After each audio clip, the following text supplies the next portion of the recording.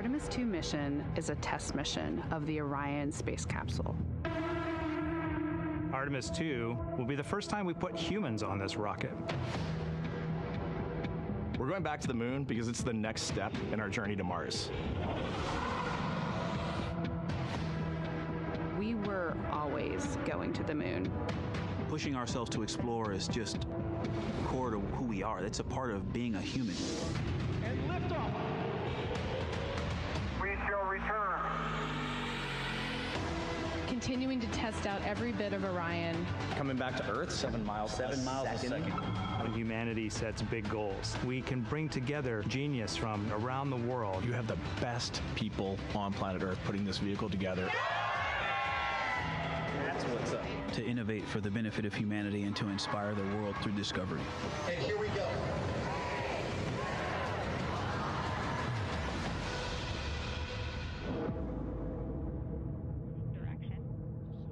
1972, 2:25 p.m. Eastern Standard Time.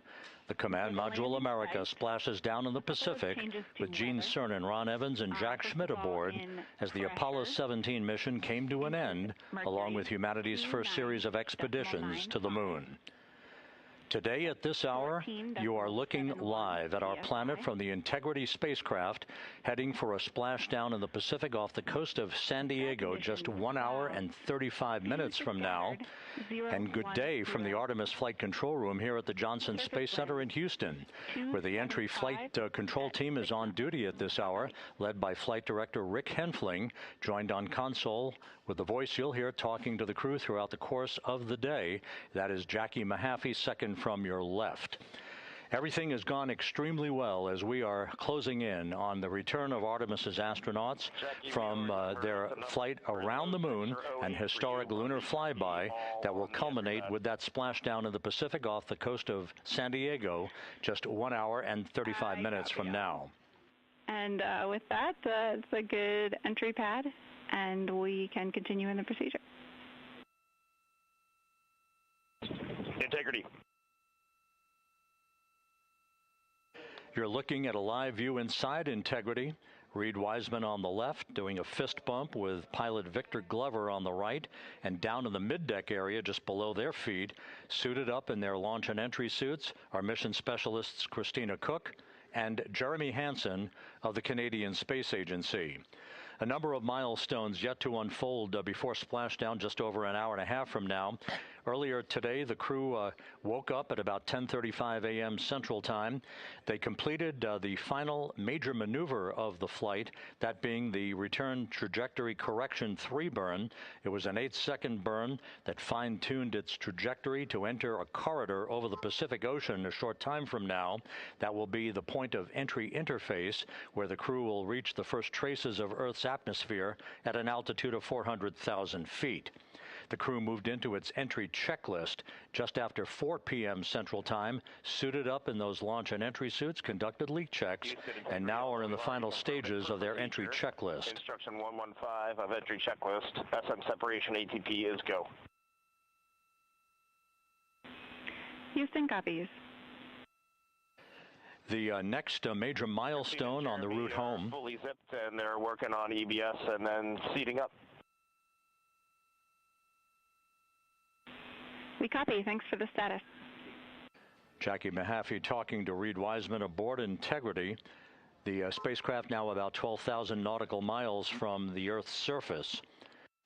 The next major milestone on tap for the crew will be the handover of communications from the Deep Space Network to the Tracking and Data Relay Satellite System. The Deep Space Network came into play after the translunar injection burn back on April 2nd that propelled Integrity toward its lunar flyby. We'll be back on the TDRS network here in about 41 minutes. Following that, the next activity will be the pyrotechnic separation of the crew module from the European service module. That is scheduled at 6:33 p.m. Central Time, followed 4 minutes later by one final critical maneuver. That will be a 19-second burn of Integrity's thrusters in what is called the crew module raise burn. Now, what that does is it basically acts If you were sitting in a reclining chair, you'd basically tilt yourself back. It raises the aft end of Integrity ever so slightly, and that is the final opportunity for us to fine-tune the angle of attack of Integrity through the area of peak heating at entry interface that will come a bit later on, about an hour and 18 minutes from now. So after the raise burn, we will be in the final orientation that will minimize any peak heating on the heat shield of Integrity, and prior to the time the crew enters the Earth's atmosphere at an altitude of 400,000 feet. Entry interface. This is the critical time where the crew will reach the first traces of Earth's atmosphere at an altitude of 400,000 feet, traveling 34,882 feet per second. Just 24 seconds after entering the Earth's atmosphere, we will experience a communications blackout expected to last 6 minutes in duration. This is planned, and it is caused by the interaction of the velocity of Integrity with the friction of Earth's atmosphere. There will be a buildup of plasma around the vehicle, and that ionization will prevent any communications with the crew and any receipt of data by flight controllers here in Mission Control. That blackout is scheduled to begin at 6:53 and 54 seconds p.m. Central Time. Again, a 6-minute blackout that will end, if all goes as planned, at 6:59 and 55 seconds p.m. Central Time. At that point, we expect to regain communications with the crew and a reacquisition of data through the Tracking and Data Relay satellite system. We will have a series of roll maneuvers. These are computer commanded that will roll the vehicle slightly to the left, then back to the right. That will bleed off excess energy as we begin our peak period of velocity. We expect to reach a maximum velocity of 24,661.21 miles per hour, equivalent to about Mach 33 times the speed of sound, shortly after we enter that blackout period. Once we exit the blackout period, of course, we're in the denser regions of the Earth's atmosphere, and then we get set up for the parachute deployment sequence. First, the deployment of 3 forward bay cover chutes that will pull essentially the top forward bay cover off the very top of the Integrity vehicle. That will be followed by the deployment of drogue chutes, and then the final deployment of a series of 3 main parachutes at 7:04 and 44 seconds p.m. Central Time. From that point on, it is about 3 minutes or so until splashdown. Splashdown scheduled at 7:07 and 8 seconds p.m. Central Time at a gentle speed of 19 miles an hour. So just to give you some perspective, at the time that we enter the Earth's atmosphere, we're traveling somewhere around Mach 32. We will splash down at a speed of about 19 miles an hour. The G-forces that will build on the crew members inside Integrity will build to about 3.9 Gs.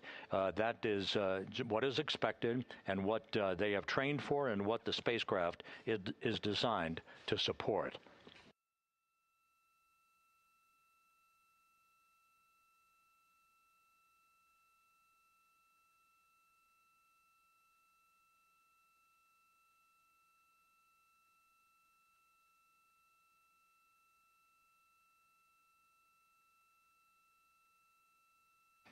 The latest weather forecast out in the recovery zone off the coast of San Diego is a go forecast from our meteorologists here at the Spaceflight Meteorology Group at the Johnson Space Center.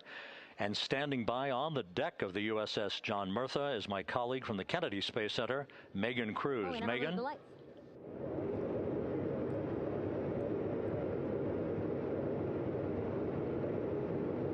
Hey there, Rob. Yeah, welcome to the bow of the USS John Murtha. This is where we will report out live updates from the ship as NASA and the U.S. military work to recover our Artemis II astronauts in just about an hour and a half. How exciting. Now, right now, as you can see, we are out in the Pacific Ocean. We are just west of San Diego. We're actually staged about 6.5 miles away from where we expect Orion to splash down. And then we will incrementally move closer. So at the time of splashdown, we'll be about 5 miles away, and then we will move to 3.2 miles away. At that point, we'll pause, make sure that all the debris that might be coming down with Orion, because basically some parts of like the parachute system, they're jettisoned off Orion during descent. So we'll just want to make sure that those all land in the water and that we are safe to move even closer. So we will make sure that we can move a little closer, and at that point we will move to a mile away from Orion. And at that point the ship will circle the capsule while NASA and Navy recovery forces work to get our astronauts out, and we should have great views of the bow from here. But also we have a ton of cameras all around the ship. For example, we actually have some cameras right to the left of me here on the bow. These are very strong, stabilized cameras. We can really get up close to make sure that we are sharing all the images we have available to you. We also will have some views from above. We actually have 5 planes providing live views of splashdown today. In fact, some of those aerial assets just took off from San Diego minutes ago. And then actually here on the flight deck, you see 4 helicopters, the 2 in the back. Those will take off in about 30 minutes from now, also with live cameras. So again, lots and lots of imagery that we hope to share with you today. And then those 2 helos in the front, those 2 will pluck the crew out of the water and fly them back to our ship. Now, the combined team here on the ship, more than 550 people, left San Diego 4 days ago, and since then I've watched different teams train every day, rehearse, final preps to make sure that they're ready for today. So to give us more of an update about how recovery is going on right now, why don't we turn over to Paul here, Paul Serpinski. He is the Assistant Artemis Recovery Director. Great to have you here, Paul. Great to be here. Thanks. Absolutely. So you just left the landing forces operations center here on the ship. How are we looking for recovery? Right now, it's looking great. When I left, they were just about to get into weather briefing with Mission Control Center in Houston. But listening to the loops this morning and everything that's been going on, the reentry trajectory correction burn, the return trajectory correction burn went great. They were right down the money, right on the money, right down the middle where they should be coming back. Our forces here are teams out in the water. All our boats are launched or will be imminently. So yeah, it's just coming along great. Yeah. It's really nice to see. We did see some of those boats float behind us. We were hoping to give you a live view, but of course they floated right out of the camera shot as you came to us. But so basically the team right now here on the ship, basically like monitoring mode, but really things will pick up about 15 minutes after splashdown. Yeah, so a couple minutes before splashdown, things start happening really, really fast. Mm-hmm. Some events during the re-entry, they're maybe a second or 2 apart, and so it just takes a whole lot of effort and a lot of updates back and forth between us and Houston to try to keep track of everything that's happening, all in real time. And then after splashdown, that's when the recovery team really kicks into high gear. We have our boat teams, our boat crews going out, our divers doing hazardous assessments as they get progressively closer to the capsule, making sure it's safe for all of our people to go in, and it's also safe for the astronauts to come out, because really at the end of the day, that's what we're here for, is we're to make sure that the astronauts get home safe after their tremendous journey to the moon and back. But then also we have, like you mentioned on a minute ago, all of our imagery helicopters are taking imagery, camera shots of it as it's coming in all the way through splashdown. I mean, they'll see it as soon as it crosses the horizon, all the way to the ocean here. And then afterwards, we have to recover actually Orion to bring it into the well deck of the ship. Absolutely, yeah. And so once the astronauts are safe on board, then those same dive teams are going to transition into securing the capsule. They'll position some equipment around it to kind of facilitate that. The ship will move into position. We'll attach a really big winch line to it, and then a bunch of tending lines. We'll pull the capsule around behind the ship and then start to slowly bring it in. And then, Orion comes in, goes hard down, and everyone cheers. Great day. Great day, exactly. Lots to coordinate, a lot to manage. Basically, planning for this recovery, Artemis II recovery, started a month after Artemis I launched. That was the uncrewed test flight of the Space Launch System rocket, as well as the Orion spacecraft. That was November 2022, a month later, all the planning for this. How does it feel to be so close to welcoming our friends, our astronauts, home? I mean, for the whole team, I walked around the ship this morning just kind of visiting with a lot of people, a lot of groups, and just kind of get the feel of them. And everyone has that same kind of mentality. Everyone's excited. Everyone's thrilled to see all that work that's what we've been doing, like you said, for the last 3 years, since right after the last one came back till now. And some people even further back. Some of them go back a decade or more. So everyone is just excited, and they're ready. They're really ready for this. And just to be able to see our crew come back, that's going to be a thrill for everyone. How are you feeling? Are you ready? Is this something you ever thought you'd be doing? I'm ready. I'm excited. This has been the pinnacle of my career so far. It really has. I've seen a lot of firsts, a lot of lasts, but I can't think of ever topping seeing the first crew to go to the moon and back in 50 years, and to be here and be a part of that. And it's just a tremendous privilege. And on behalf of the whole team, I'm thrilled, and so are all of us. We're ready. Yeah, I definitely think that those words really embody how everybody on the ship is feeling. So thank you so much, Paul. I appreciate you being here. And so, Rob, we'll toss it back to you again. We will continue to join you with live updates from the ship as much as possible. Thank you, Megan. Back here at the Johnson Space Center, the entry team of flight controllers looking over the shoulders of Reid Wiseman and Victor Glover there on the flight deck of Integrity, and again just below their feet in the mid-deck area, if you will, Christina Koch and Jeremy Hansen of the Canadian Space Agency. They're in the final review of their entry procedures and all of the activities that will follow here very shortly in trip hammer fashion. We should note that after splashdown occurs, the flight control team here in Houston will be monitoring the orientation of the Integrity spacecraft. We are expecting it to splash down upright in what is called the Stable 1 configuration, with the top of the spacecraft pointed upward. Stable 2 would indicate that it is upside down in the water. Regardless of the orientation, there will be 5 inflatable airbags called the CMOOS system. That's the acronym for Crew Module Uprighting System. We are suit on complete. Houston copies. Reid Wiseman acknowledging that the final steps in suit donning are now complete for the crew. Leak checks have been completed earlier. The CMOOS system, those 5 inflatable airbags, will be inflated with helium. Those airbags will ensure that the vehicle remains upright. While that activity is going on, the flight control team here will be checking the systems on Integrity, also making sure that there's no leakage of toxic gas from the spacecraft. It should take about 15 minutes from splashdown to the power down of all of the systems on Integrity. And at that point, assuming everything is in a nominal fashion, then the green light will be given for the Navy recovery teams to begin to make their way closer to Integrity to begin the erection of a large inflatable life raft called a front porch that will be buttressed up alongside the hatchway to the spacecraft. That life raft will be used to bring the crew members out of this vehicle once the hatch is open, one by one. They'll get their land legs back after 9 days of weightlessness before they're put in harnesses to be hoisted one by one in sequential fashion, in an alternating fashion, to the 2 hovering Navy helicopters overhead. Houston Integrity for status. Go ahead. Seats 3 and 4 are connecting umbilicals. We're going to be stepping into leak check soon. 1 and 2 will be seated. 3 and 4 will be free float, and we'll configure EPROC accordingly. Houston, copies all. Reid Wiseman talking about the current procedures with the suiting of the crew members and subsequent leak checks, a final leak check for all 4 crew members. Everything is actually running a few minutes ahead of schedule.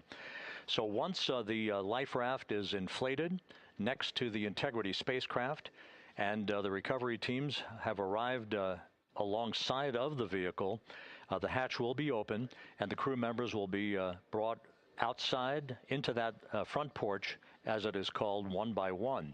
They then will be hoisted into the hovering helos overhead. And those helos then will turn around once the 4 crew members are on board, 2 for each helicopter, and will head back to the ship. That should be about a 10 to 15-minute transit. Once the helicopters land on the deck of the USS John Murtha, the crew members will be exiting those helicopters and brought into medical bay on the deck on the ship itself for comprehensive medical exams. They will spend a period of time yet to be determined on board the USS John Murtha before they are flown by helicopter to the shore in San Diego, to the San Diego Naval Air Station, and ultimately will board a NASA jet for the flight back to the Johnson Space Center here in Houston. Just to recap some of the key times that are coming up, we are expecting the separation of the crew module from the service module just 43 minutes from now. That is expected to occur at 6:33 p.m. Central Time, 7:33 p.m. Eastern Time. That will be followed just 4 minutes later by the crew module raise burn, the use of Integrity's thrusters one final time in a 19-second burn to slightly tilt the vehicle up into the correct orientation or angle of attack to ensure that it enters the Earth's atmosphere at the right angle, if you will. That will help deflect the buildup of heat against Integrity's heat shield. This was a deliberate move, a change in the procedures from the Artemis I mission that resulted in unexpected char loss on the Avcoat heat shield that had not been intended based on the entry trajectory for the Artemis I mission. What we're doing is we deliberately changed the trajectory of the entry from a skip entry that was about a 3,000-mile transit across the Pacific Ocean. We are expecting now from entry interface to the point of splashdown to have a range of just 1,701 nautical miles, and that in of itself will reduce the exposure time of heating on the heat shield of the spacecraft. Once the raise burn is complete, then the stage is set for entry interface at 6:53 and 31 seconds p.m. Central Time. That means that Integrity will be entering the Earth's atmosphere at an altitude of 400,000 feet, traveling at about 34,882 feet per second, heading for its splashdown site off the coast of San Diego, as you just heard from Megan Cruz on the deck of the USS John Murtha. Splashdown once again under those 3 main parachutes is expected at 7:07 and 8 seconds p.m. Central Time, 5:07 p.m. Pacific Time, 2.5 hours before sunset.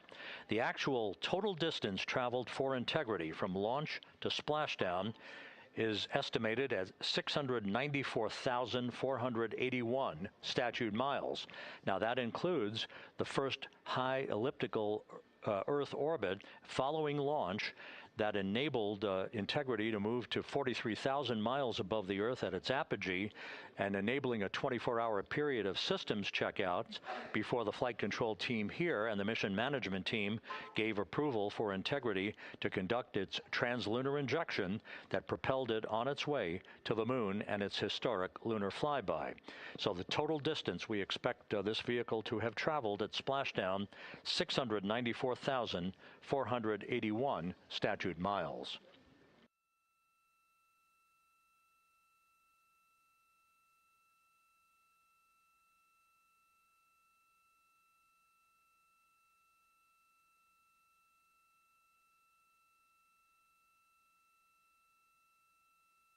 With everything proceeding on track and on time aboard Integrity, the vehicle system is in excellent shape as the Earth grows larger in the field of view. Let's go back to the USS John Murtha and Megan Cruz, who is standing by.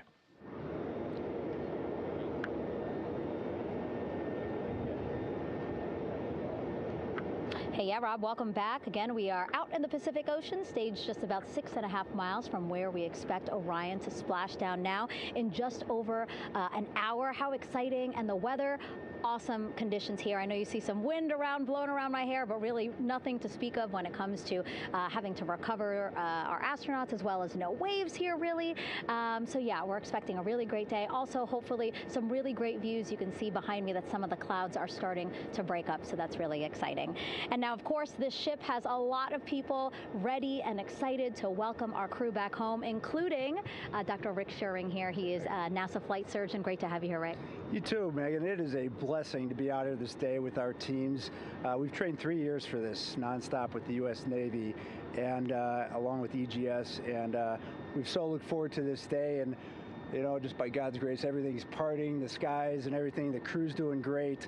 Looking forward to coming back, and our teams are ready. So this is one of those days you've dreamt about, and now it's finally here, and we're ready, and just thankful to be a part of it. Yeah, and you play a really integral role. When was the last time you spoke to the crew, and how are they feeling in this last hour before splashdown? Sure. Yeah, so the crew woke up. When they splashed down, they were woken up about 8.5 hours ago.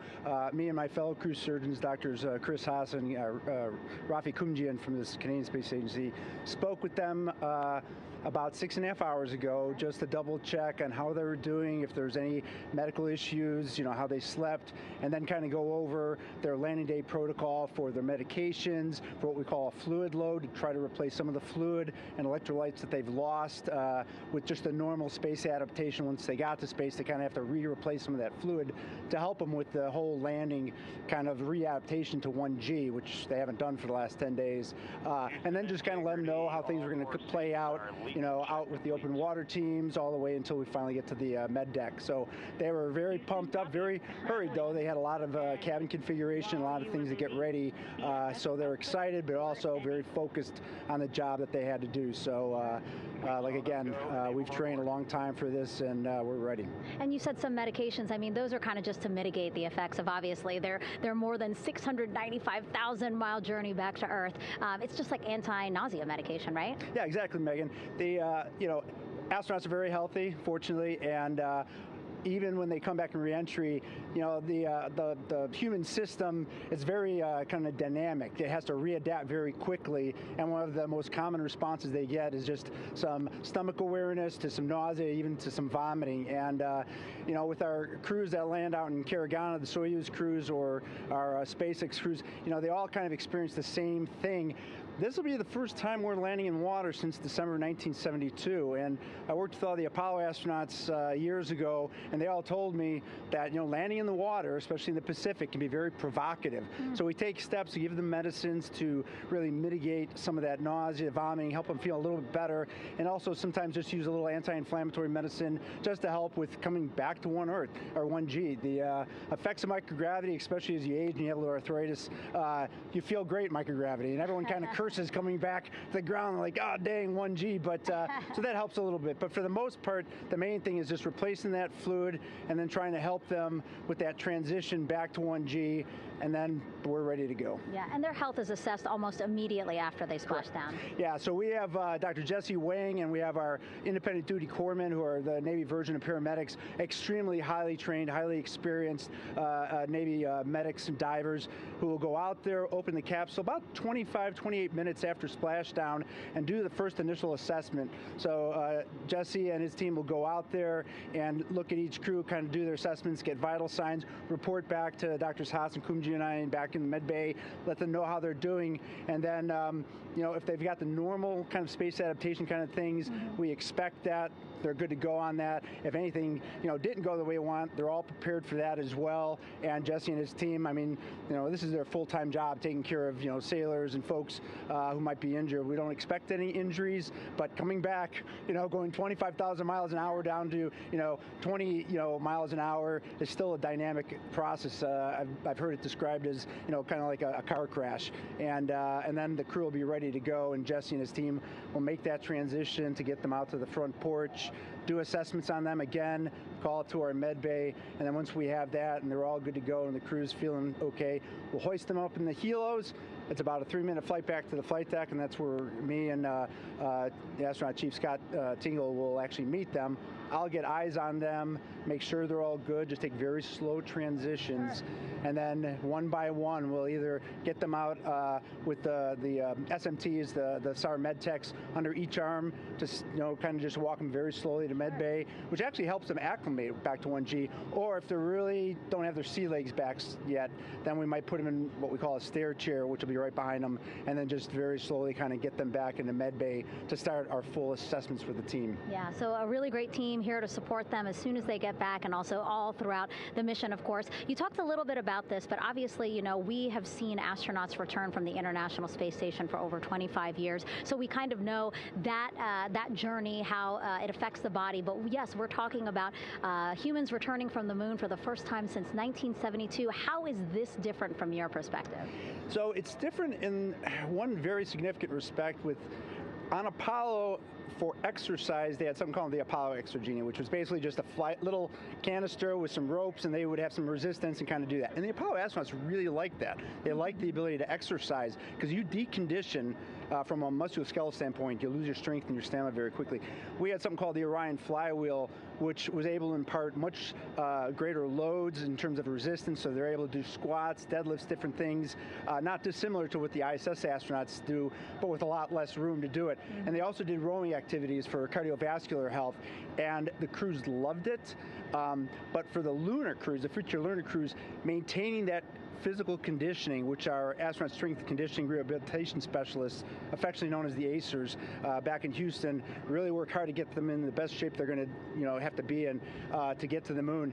That device hopefully will maintain that. And Apollo only had about a 4.3-day journey to the moon. Our astronauts are going to have about a 10 to 14-day journey. Right. So maintaining that physical fitness, that strength and stamina is going to be crucial for the success of being able to do those very physically demanding lunar EVAs. Right. So we're very excited about what the astronauts have said about the device and what they have to say about the role exercise plays, going to the moon. And also the mental benefit. Sure. They just really like sweating, breaking the sweat, and actually just feeling like they're just getting a workout. Right.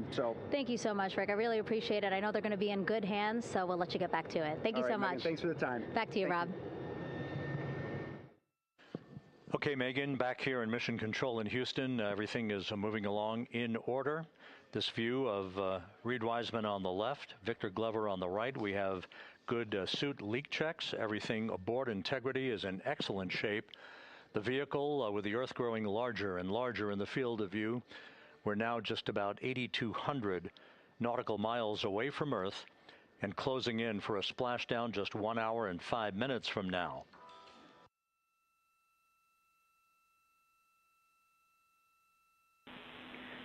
Integrity, just under a minute till your GPS maneuver initiates, and both GPS units look eager to acquire. Outstanding. Seats 3 and 4 are working on seat strap in now. Houston copies. Once again, as we start to close in on some of the major milestones, the first one coming up in just 31 minutes. And Integrity, just confirming the LCG gas trap was able to be closed out. Affirmative. Copy. Crew module, service module separation scheduled just 31 minutes from now. The key point of interest, of course, will be the performance of Integrity's heat shield during its high-speed entry back into Earth and the peak heating that is expected around the spacecraft of some 4,000 to 5,000 degrees Fahrenheit. On Artemis I, as I think most folks know by now, we flew a trajectory known as a skip entry, in which we performed an initial dip into the atmosphere to bleed off some energy. Then we skipped out of the atmosphere and dipped back into the atmosphere before splashing down in the Pacific. But after the mission was over with, we noticed unexpected liberation of some of the charring effects on the heat shield known as AVCOAT. Before the flight, we had an opportunity to sit down and talk with Entry Flight Director Rick Henfling to get a perspective on what this all means and how the mission was redesigned to try to protect Integrity's heat shield to a higher extent. Let's take a look at that interview. Returning from the moon is a lot different than deorbiting from low Earth orbit. When we return from the moon, we expect to achieve velocities upwards of 36,000 feet per second. And in order to slow down to a nice, graceful splashdown in the Pacific Ocean, the flight crew is going to experience between 3 and 4 times the force of Earth's gravity. On Artemis I, pressure buildup inside the char layer of the heat shield resulted in the char losses we saw. NASA established a Tiger team whose job was to investigate the cause of the problem and then make recommendations on how to fly the Artemis II mission safely and successfully. And so for Artemis II, we are going to fly a profile that ensures the spacecraft will not see that same type of pressure profile. And so the char losses seen on Artemis II will not be like the ones that we saw on Artemis I. Rick Henfling indicated that the orientation of the spacecraft and the shortening of the distance of transit to the splashdown zone from the point of entry interface when we reach the top of the Earth's atmosphere, which will be coming up at 6:53 and 30 seconds p.m. Central Time, should do the trick in minimizing the deleterious forces against that heat shield that were noticed on the Artemis I mission. We think we see a beautiful sunrise over the west coast of Australia.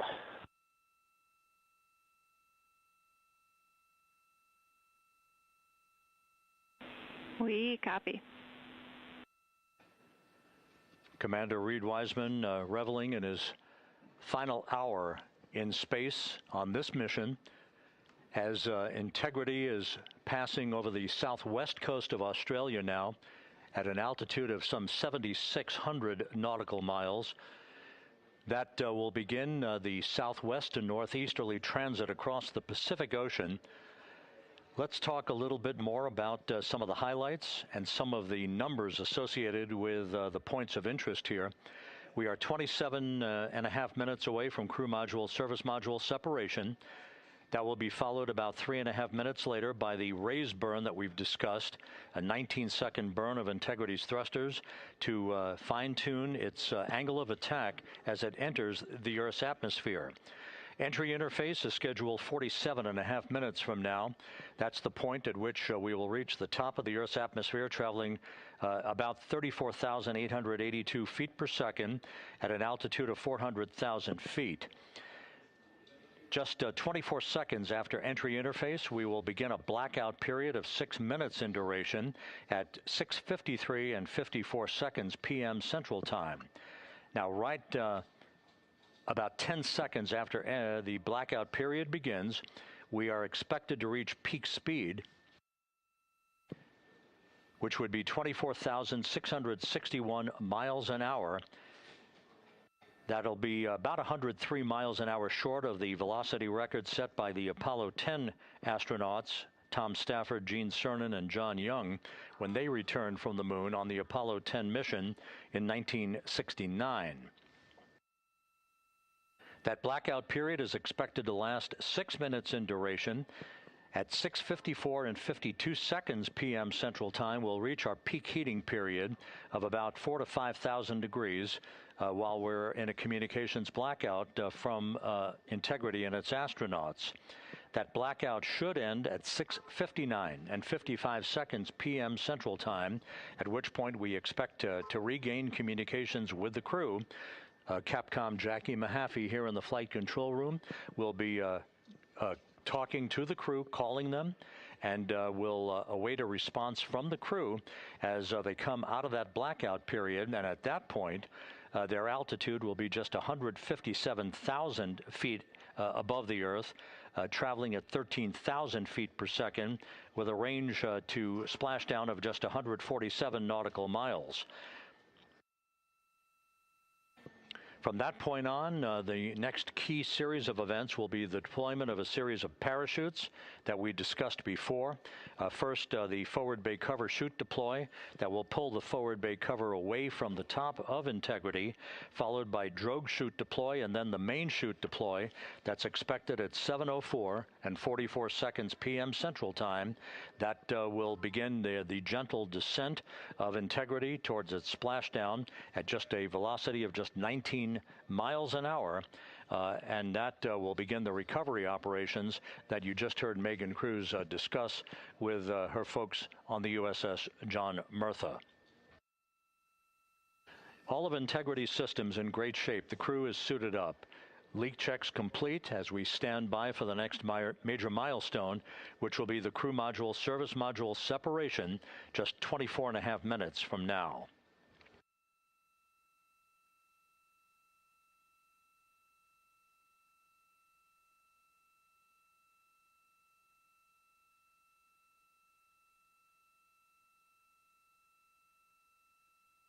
All of the activities from the start of entry interface to the point of splashdown will be quite rapid fire, just 13.5 minutes from the point at which we begin descent into the Earth's atmosphere till splashdown.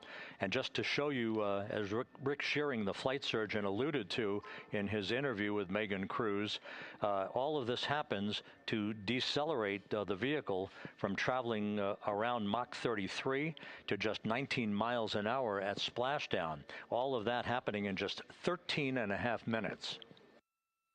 But the vehicle and the parachutes are all designed to support all of that, so we'll be standing by to report all that to you in sequential fashion as these milestones are ticked off and as we hear from the crew during its entry back into the Earth's atmosphere and ultimately when they emerge from the blackout period, and at that point we'll be just minutes away from splashdown.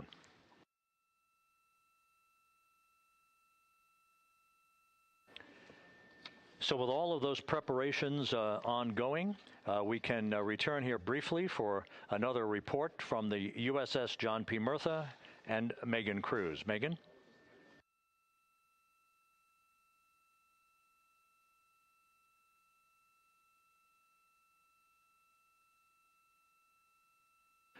And we'll regain that communication with the USS John P. Murtha just momentarily.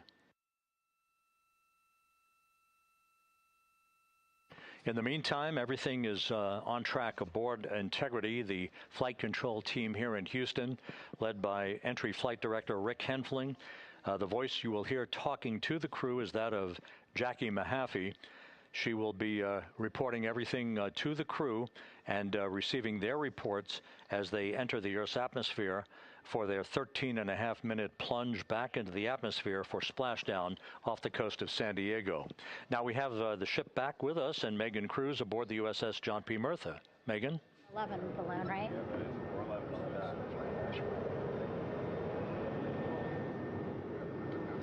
Hey, Rob, yeah, the excitement is really building here on the ship. I'm watching right now one of the weather balloons being lofted up from the ship. Again, weather balloons, very important for us to make sure that we are tracking the right kind of weather and also the data that's needed for what's called our Sasquatch team. Again, it's a team out of NASA that basically makes sure that the debris that comes off of Orion, again, some of those pieces of the parachute system, make sure that they don't fall on us here in the sea, and also our aerial assets, our folks in helicopters. So watching that float away right now. But with me right now is Captain Eric Kenny.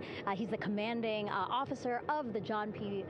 Murtha naval ship. Thank you so much for being here. There are so many moving parts that you have to keep an eye on. That's absolutely right, yeah. But first of all, on behalf of the crew of USS John P. Murtha, Megan, thanks for having me on today. Happy to tell you what we're doing and excited to get the interview started. Yeah, absolutely. Why don't we actually take a look at the flight deck here? We'll start there. Basically, we also, while watching this weather balloon float away, we noticed all 4 helicopters leave the flight deck. We now have an empty flight deck. We had 2 imagery helos as well as the 2 crew helicopters that will go recover the crew. This is just one of the many things that, again, our ship of 550 people, it's something that you oversee as commanding officer. Yeah, absolutely. Every commanding officer, I would say really every naval service member, our priority is always safety. And as the commanding officer, I take that as one of my primary roles here on board. Mission accomplishment is important, safety always. So my day really has, I would say my message to the crew has sort of changed over the past 24 hours. As we're leading up to today, we've been building up the excitement and motivating the team for the training that we've executed. But really over the past 24 hours, now I'm trying to get us to slow down a little bit. Trust our training, right? Don't believe all the hype. Don't believe everything that's going on. Just let's trust what we've done to get to this point. And if we do that, we'll be successful today. Mm-hmm. And also part of the big success is obviously the coordination between NASA and the U.S. military. How does it feel being able to support the human space program we have? Yeah, I mean, since 1959 with Mercury, Gemini, Apollo, the history between NASA and the Navy has been in lockstep. But like any other skill, if you don't practice it regularly, that skill atrophies. So we've had a few decades off from that. But, over the past 4 or 5 years, really with this ship over the past year, we've constantly trained and working for this moment right here.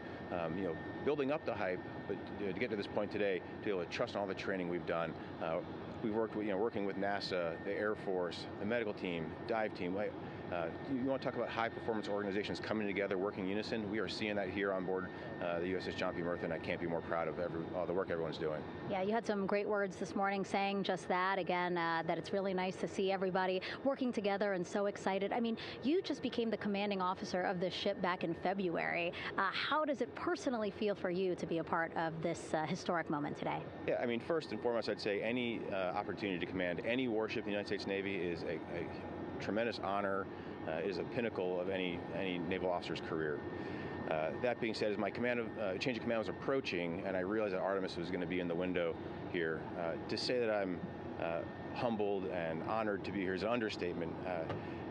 What really just excites me is the opportunity to see this crew, who has been training so hard over the past year plus, come together. It is what inspires me. Listening to NASA and the ownership and pride they take, they make my crew better. I think we're making NASA better together. That synergy is something that I'm happy to see and hopefully take forward with me in my career. Yeah, it's all about partnerships. We couldn't do it without you, and we couldn't have gotten to the moon without our international partners as well. So thank you so much, Captain. It was really great to have you here today. Thanks, Megan. Awesome. All right, Rob, back to you. Thank you, Megan. Back here in Mission Control in Houston. We just had a quick view of the crew. We'll get that view back, and there they are again. Here in Mission Control, the entry team of flight controllers led by Rick Henfling and Jackie Mahaffey serving as the spacecraft communicator. We have just handed over communications links from the Deep Space Network that we communicated with the crew through from the time of the translunar injection burn back on April 2nd. We've just handed back to the Tracking and Data Relay satellite system as we prepare for the crew module service module separation that will take place just 17 minutes from now. With the Earth looming in front of Integrity as it barrels back for a splashdown of the Pacific just 50 minutes from now, we're just 5,700 nautical miles from splashdown. Just one other quick note about the comparison from the Artemis I entry profile to the Artemis II entry profile and how that is serving as an extra layer of protection for Integrity's heat shield. The Artemis I entry had an entry range of some 3,178 nautical miles, a very long downtrack, and a very longer period of exposure to heat loads than we're experiencing tonight. It also had that skip entry profile that we discussed earlier, dipping into the Earth's atmosphere, then back out, then back in. It was about 20 minutes of exposure. Integrity, Houston, comm check on TDRS. Jackie, we have it loud and clear on TDRS. We have you the same. And there's one of the weather balloons being deployed from the USS John P. Murtha.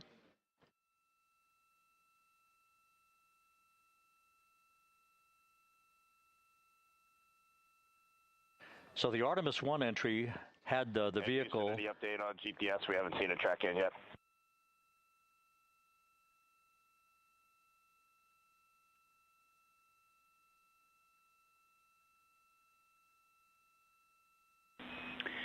Reid, we are watching. We are starting to get into the window where they may start acquiring, so should be within the next 10 minutes.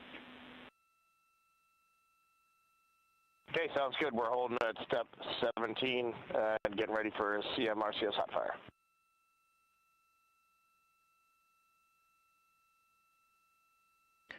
And that exchange indicating that we are expecting to acquire data from the GPS system on board. That'll be a navigational tool that will basically tell Integrity's computers that they're on track down the center line of the corridor for the entry interface that will lead them to their splashdown point. Once again, the Artemis I entry exposed the heat shield for about 20 minutes of peak heating. For Artemis II, we're going to reach a downtrack distance of 1,701 nautical miles from the point of entry interface with just 14 minutes of duration.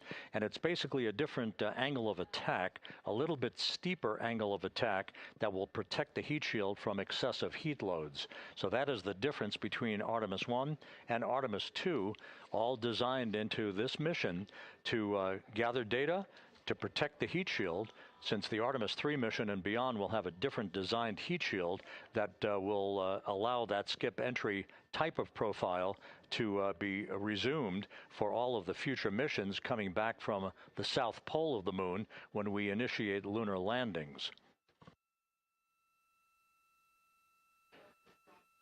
So we've handed over to the Tracking and Data Relay Satellite System. That's where we'll have communications for the rest of the flight.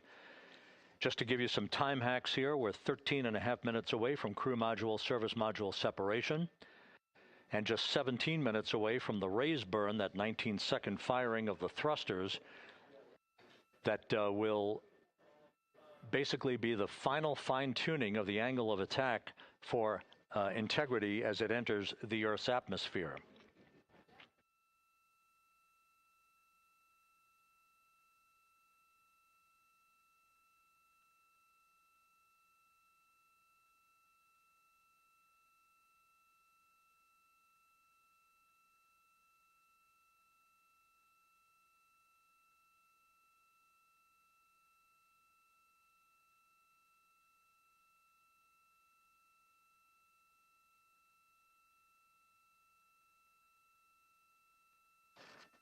And once again, a dueling box view of some of the assets that are involved in recovery operations today. The integrity, cabin configured, all crew suited and seated. Houston copies. That confirmation from Reid Wiseman aboard Integrity, as you see the assets being deployed to the splashdown zone. At the time of splashdown, we expect the John P. Murtha to be about 5 miles away from Integrity, keeping a safe distance until we are sure that the vehicle is in the water and upright, and that it is in a good configuration system-wide for the recovery teams to begin to approach the vehicle to erect that inflatable raft. 2 minutes to CM RCS warm-up hot fire. We're ready. That call from spacecraft communicator Jackie Mahaffey indicating that we're 2 minutes away from a quick burst of the reaction control system. Thrusters, that will be a hot fire test prior to the separation of the crew module from the service module. The European service module has performed flawlessly throughout this flight.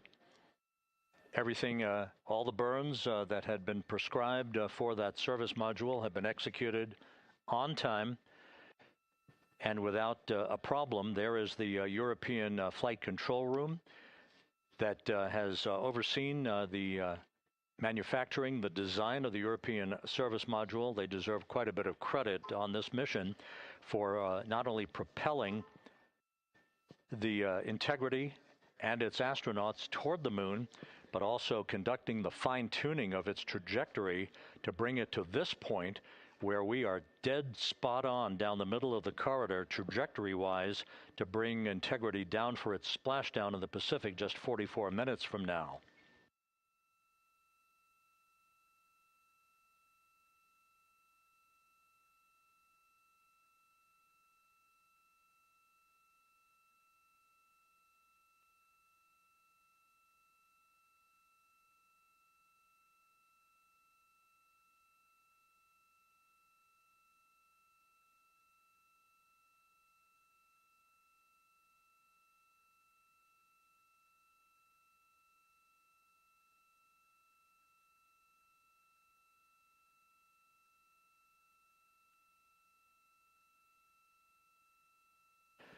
What you're looking at is a computer-generated visualization based on real-time telemetry from Integrity, currently traveling about 16,000 miles an hour.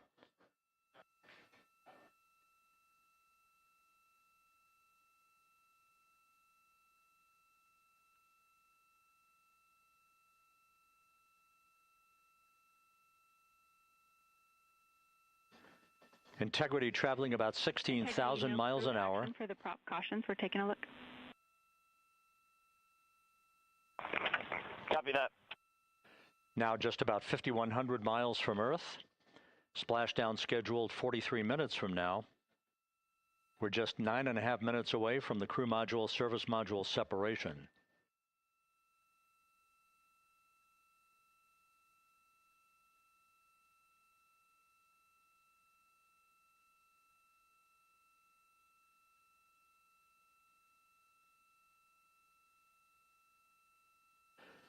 We are confirming.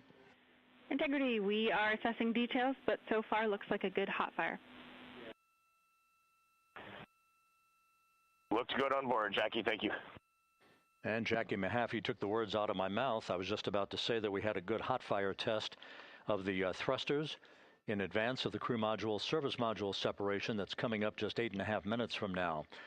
This will begin the period in which we will have rapid-fire succession of critical activities on board that will lead to entry interface just 28 minutes from now, where the vehicle will enter the Earth's atmosphere at an altitude of 400,000 feet. The time of entry interface, 6:53 and 30 seconds p.m. Central Time.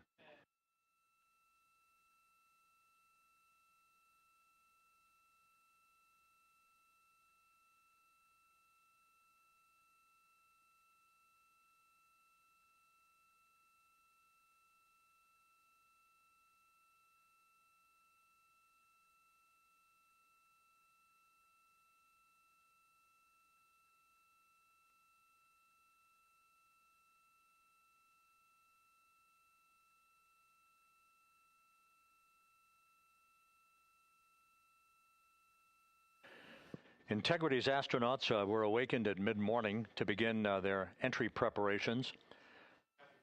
And propulsion officer now reports a good hot fire test in preparation for the crew module service module separation.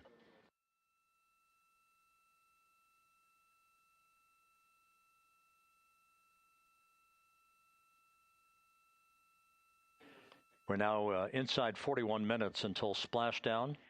Integrity Houston, we have confirmed a good CMRCS hot fire, and although we are not seeing GPS acquired yet, you can skip the troubleshooting steps in 157 for now. Integrity copies.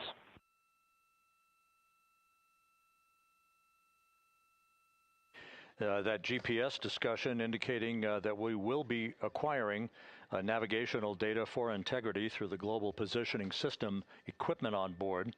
We just don't have it yet, but we will. All of Integrity's systems are in great shape to support its high-speed entry into the Earth's atmosphere. It, once again, will reach a peak speed of 24,661.21 miles an hour. Your call on GPS. We at least have GPS 1 looking good on board.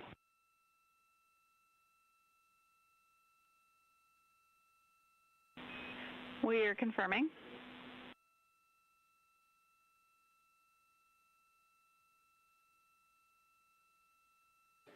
The guidance, navigation, and control officer here in Mission Control confirming that we have good lock on GPS data.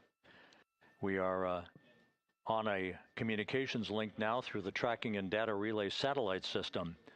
Now, following splashdown, we're going to lose that link and go to what's called a VLDR, a very low data rate communications link, so that we can talk to the crew inside Integrity as they are on the water. Integrity, confirm we do see good GPS. We do too, especially GPS 1 is accepting in nav channels 1 and 3. That GPS data is basically telling Integrity's onboard computers its position relative to the Earth, but its trajectory and its orientation according to flight dynamics and the guidance, navigation, and control officer is spot on. We have now armed the pyros for the crew module service module separation coming up less than 5 minutes from now.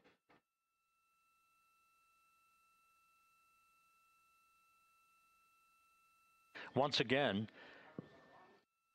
just 10 seconds after entry interface, we will see Integrity reaching its peak speed of 24,661.21 miles per hour.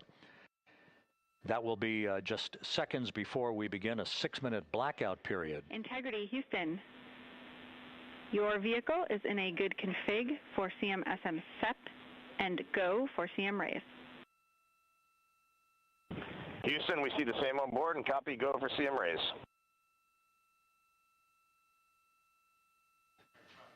That CM raise referred to as the slight firing of 19 seconds by Integrity's thrusters with a change in velocity of 9.9 feet per second, a slight nudge of the aft end of the vehicle so that it's tilted a bit upward, providing the final angle of attack as the vehicle enters the Earth's atmosphere. This being the mitigating factor that will reduce heat loads on the heat shield as we reach a point downrange from the start of entry interface, some 1,701 nautical miles to the splashdown site.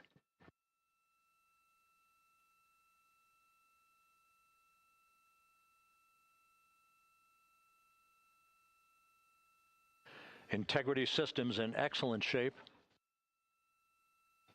We are currently 3,300 nautical miles left in this mission. Splashdown scheduled 36 minutes, 39 seconds from now.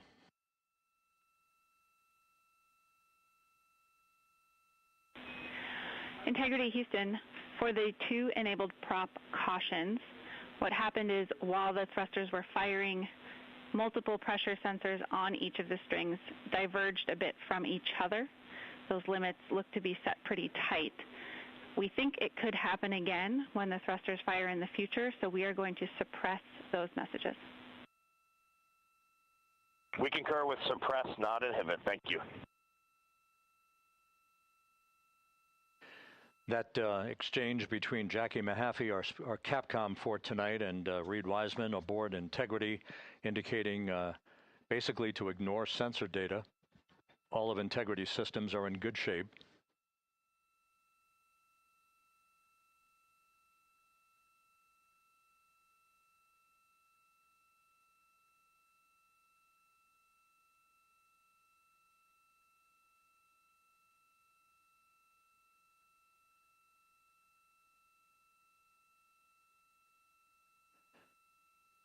Now, coming up on about 90 seconds till the crew module, service module separation.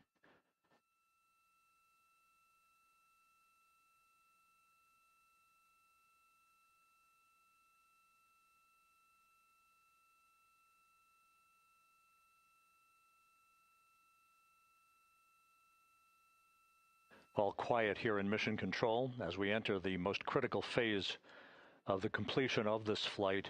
All of the preparatory activities leading up to the vehicle entering the Earth's atmosphere just 21 minutes from now.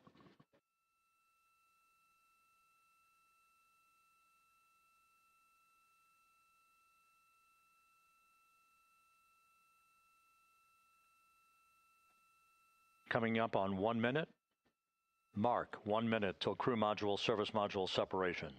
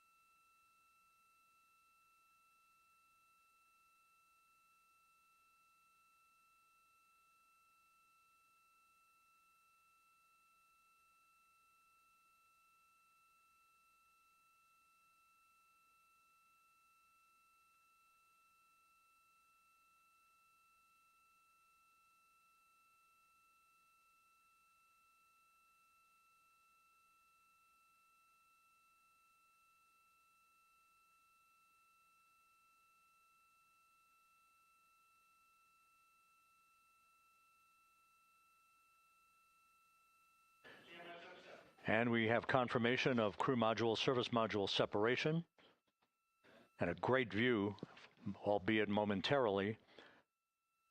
Houston, good step on board. Houston copies and concurs. The European Service Module now separated from Integrity, a job well done.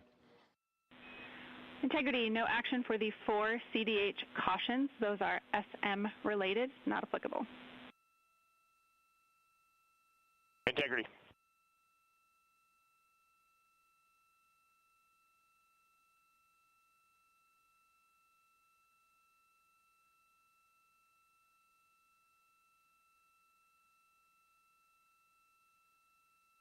So, with Integrity now flying free on its own for the remaining 32 minutes of this mission, next up, the raise burn, a 19-second firing of Integrity's thrusters. Good GPS 2.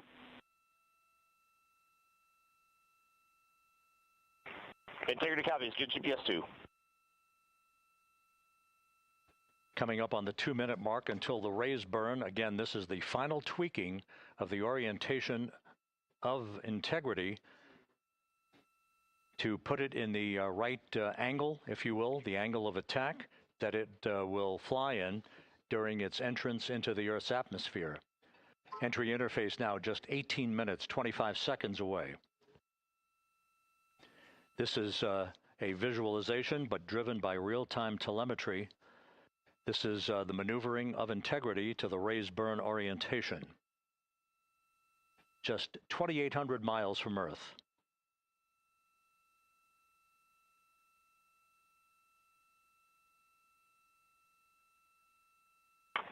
Houston, we got a great view of the European Service Module out the window with the sun hitting the side and the solar rays and the NASA worm right there. It's a beautiful looking machine. Roger.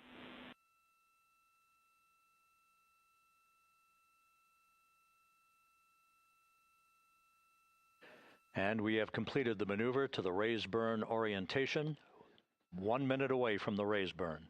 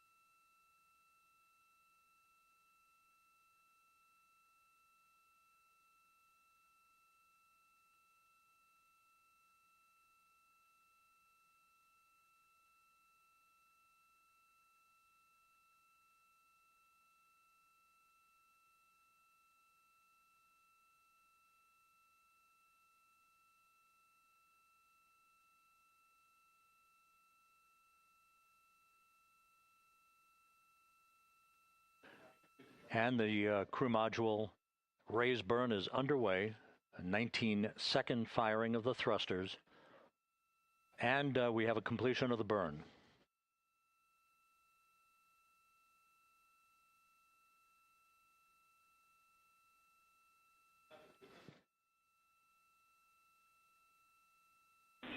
Integrity, good. CM raise burn. Your flight path angle is within limits.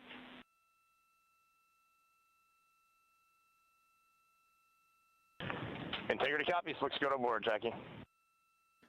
So the final maneuver is now complete. Our trajectory for a splashdown in the Pacific 29 minutes from now is set and will not be amended any further.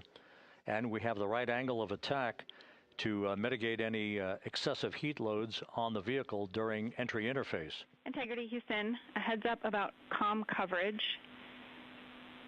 When you perform the 180 roll, for the first minute or so in that attitude, we expect about a minute LOS. We copy.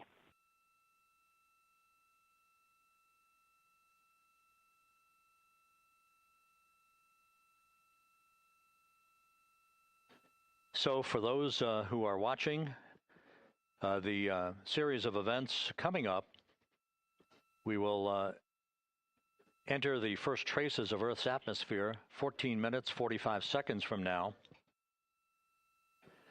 6:53 and 30 seconds is what is pegged for entry interface at an altitude of 400,000 feet, traveling at approximately 34,800 feet per second, range to touchdown or splashdown 1,701 nautical miles.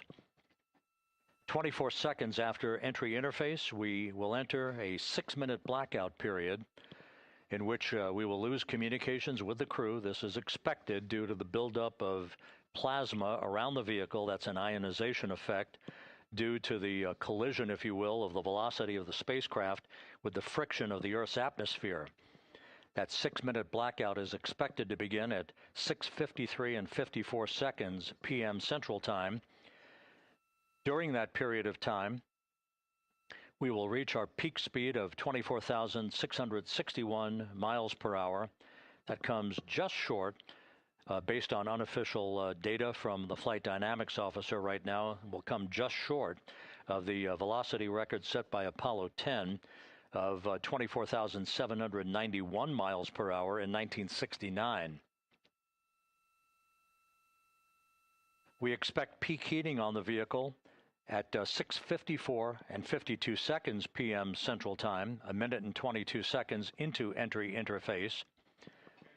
At that point, we will be just 204,000 feet above the Earth, traveling at 33,000 feet per second. The blackout period is expected to last 6 minutes. We expect that blackout period to end at 6:59 and 55 seconds p.m. Central Time. From the end of the blackout period until splashdown, it is just 7 minutes, at which point we'll start deploying the series of parachutes to slow integrity down to an ultimate splashdown velocity of just 19 miles an hour. We see the same, waiting for the 180 rolls.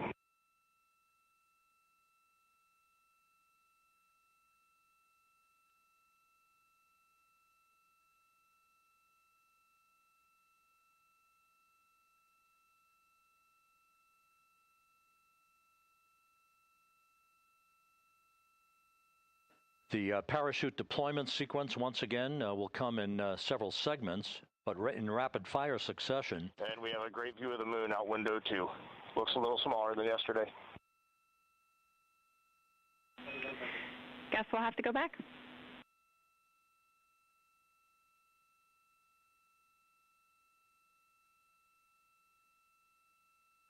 Reid Wiseman and Jackie Mahaffey exchanging discussion on a view of the moon that Integrity's astronauts are seeing in the final minutes of this mission that will be completed with splashdown just 25 minutes from now. 3 forward bay cover parachutes will be used to pull the forward bay cover off the top of the vehicle. Then 2 drogue parachutes will be deployed to slow and stabilize the crew module during its descent, followed by 3 pilot parachutes that will lift and deploy the main parachutes from the forward bay. The final sequence will have 3 main parachutes deployed.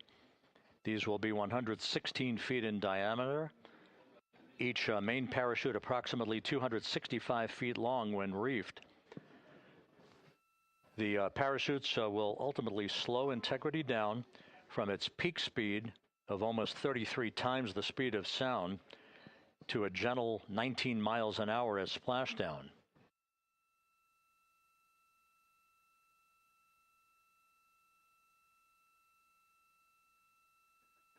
The vehicle is now currently in a roll to the proper attitude for entry interface. Our trajectory is right on according to flight dynamics.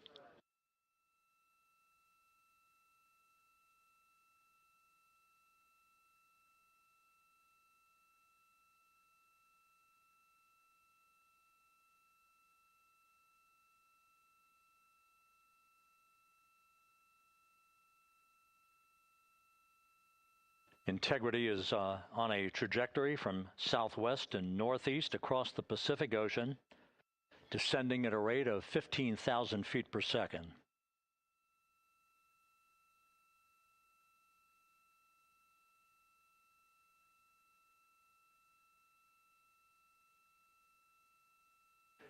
Range to touchdown 4,300 nautical miles, all the systems in excellent shape.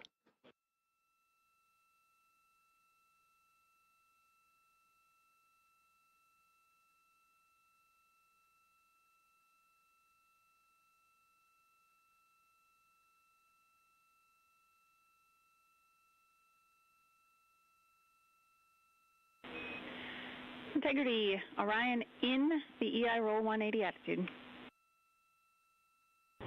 Looks good on board, Jackie.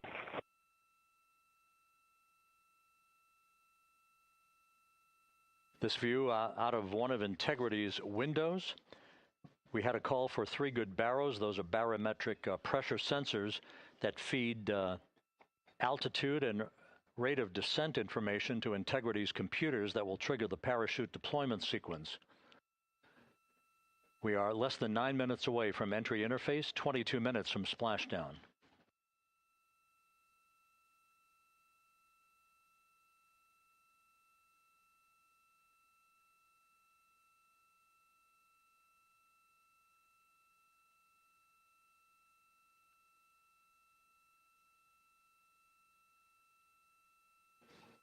You can see the reflection of one of the crew members in the window.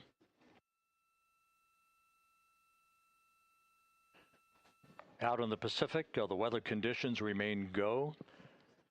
Just a few clouds, some scattered clouds, winds at 10 knots, wave heights just about 4 feet. A gentle day in the Pacific for the homecoming of Integrity's astronauts.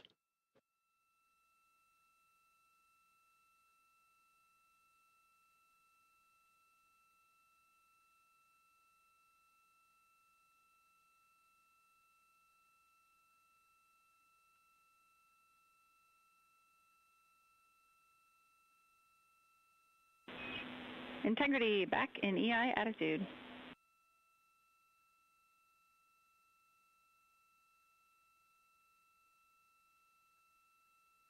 We see the same on board, Jackie.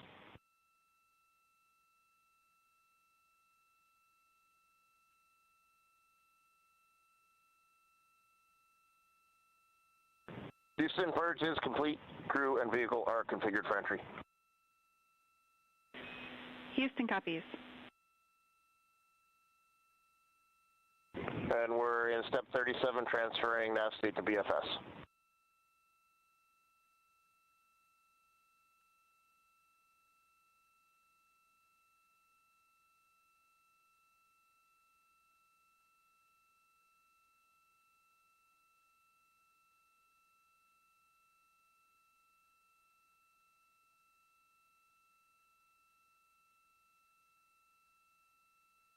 And Houston, in instruction 509, we are not below 0.2.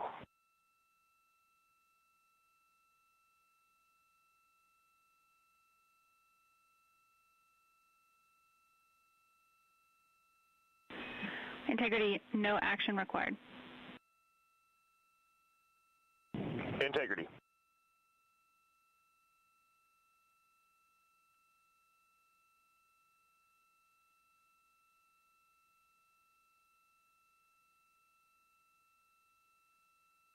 Now 6 minutes away from entry interface. We will hit the first traces of Earth's atmosphere at an altitude of 400,000 feet, traveling about 34,882 feet per second. Range to splashdown at that point will be 1,701 nautical miles.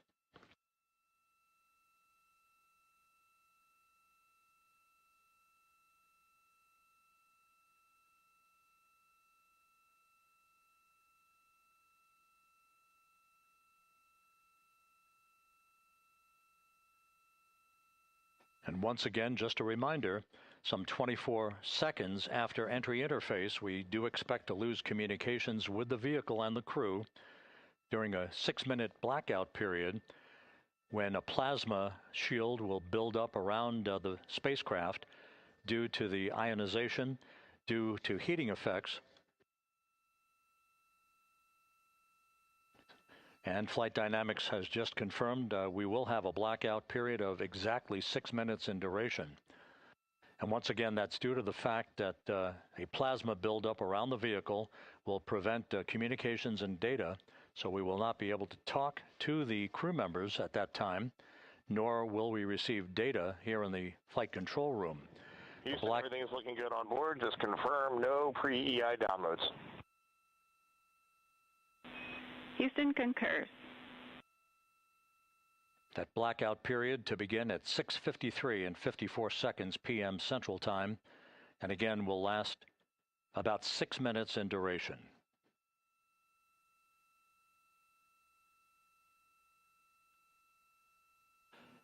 We're 4 minutes away from entry interface.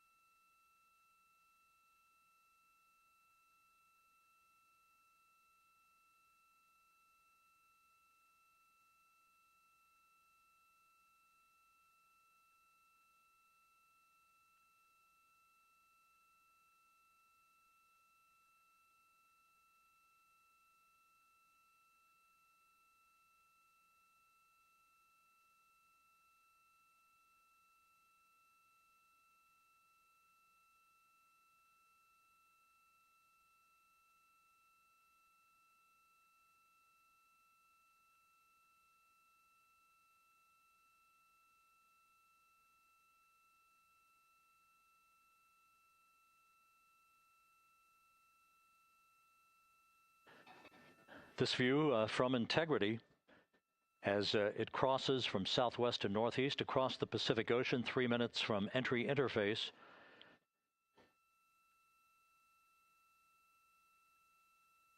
"16.5 minutes till splashdown.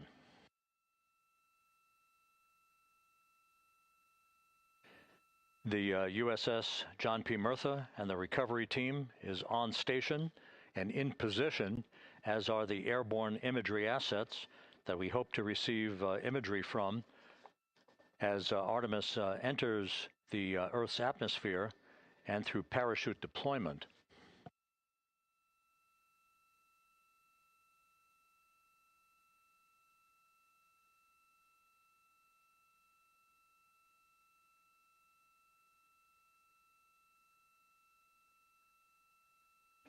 All of Integrity's systems are in great shape. The crew is ready to complete its mission just 15.5 minutes from now. All of the activities today have gone off in perfect fashion. No issues with the vehicle, no issues with the crew. And the weather at the splashdown site is go.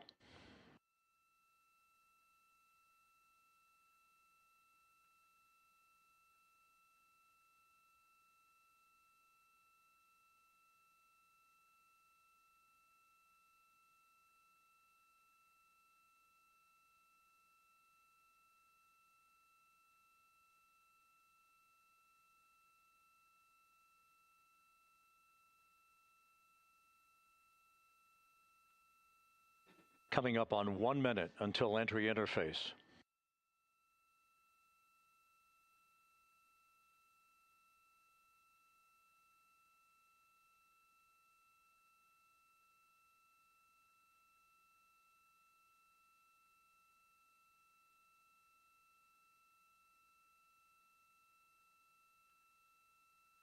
Mark 1 minute until entry interface.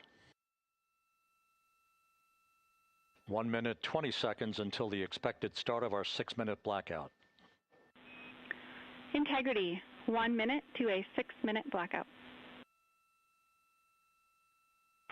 Integrity.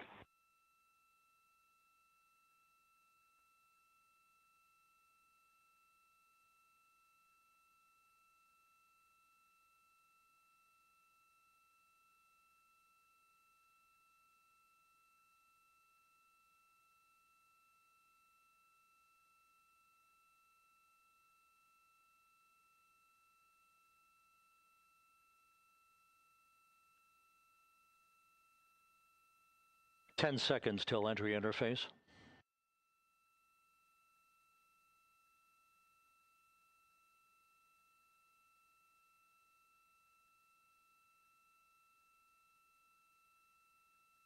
And we have crossed the threshold, now entering the Earth's atmosphere. We're at 400,000 feet, traveling 34,800 feet per second.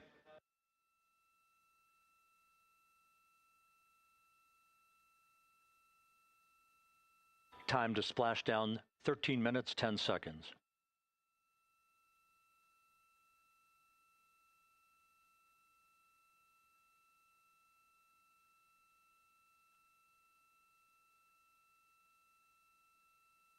And as predicted, we've entered our communications blackout. This will be a 6-minute blackout period. No voice, no data from the crew.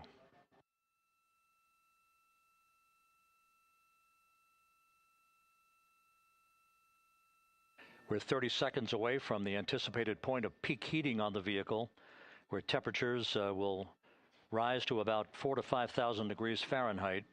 This is the true test of our trajectory.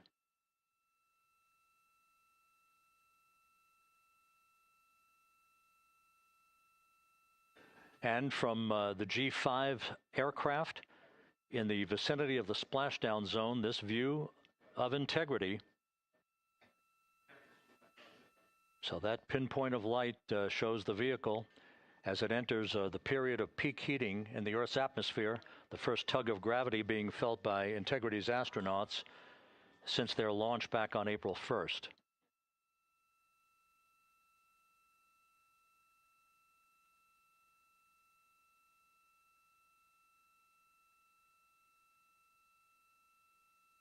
Four and a half minutes until the end of the blackout period. Time to splashdown, 11 minutes, 33 seconds.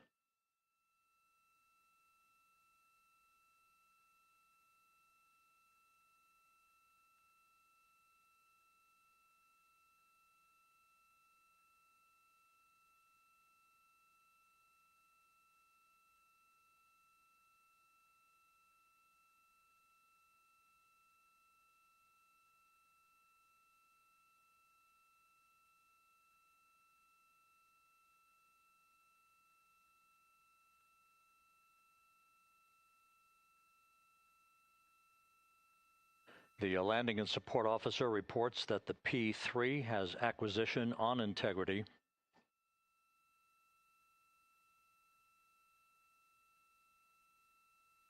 Three and a half minutes left in this blackout period. This is a visualization of the plasma buildup around the spacecraft and the repelling of that heat on Integrity's heat shield.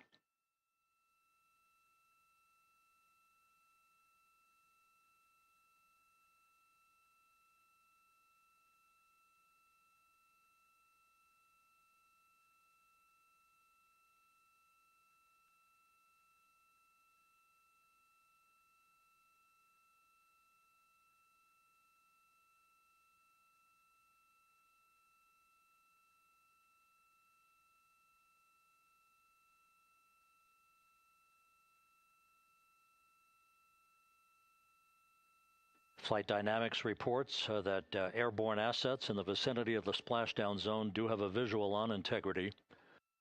Still 2 minutes and 40 seconds left in our blackout period. Time to splashdown, 9 minutes, 35 seconds.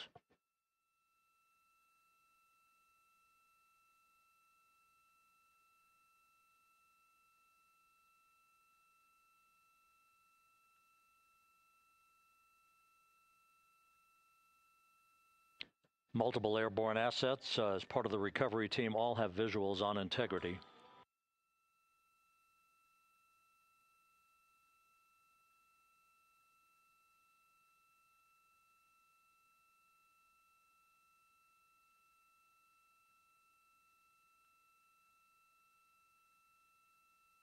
And the WB-57 flying in the splashdown zone also has a visual. And the Navy helos also have visuals.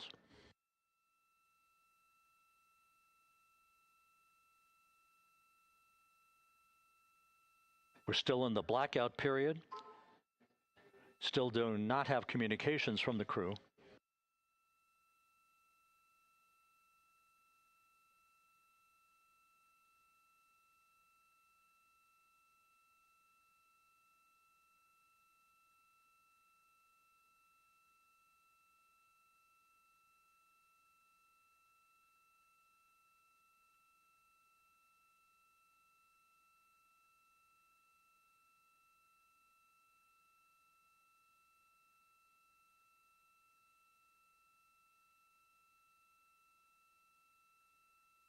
We're standing by for communications from the crew. We should be out of the blackout period less than a minute from now.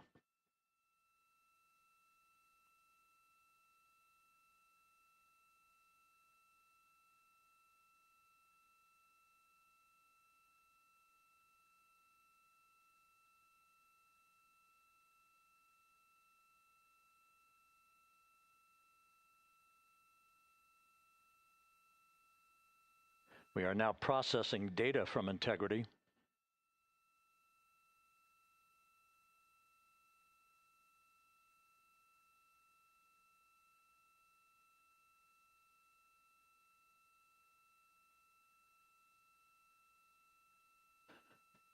Landing and support officer reports the small boats are en route to the splashdown target zone.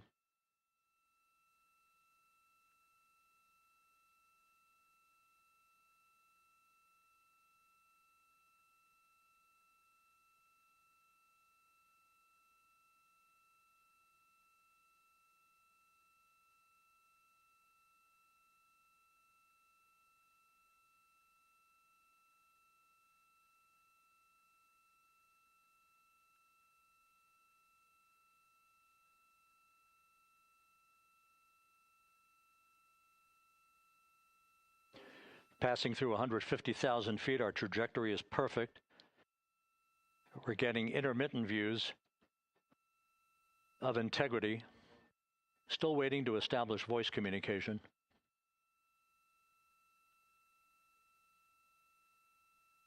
Integrity, Houston, comm check, post-blackout. Houston, Integrity, we have you loud and clear. Your trajectory is nominal, and your recovery teams have visual. Guidance looks good. No action for the enabled internal camera controller fail. Big cheers from the viewing room here in Mission Control as voice communication reestablished with Commander Reid Wiseman. For America and a waiting world, Integrity is 5.5 minutes away from coming home.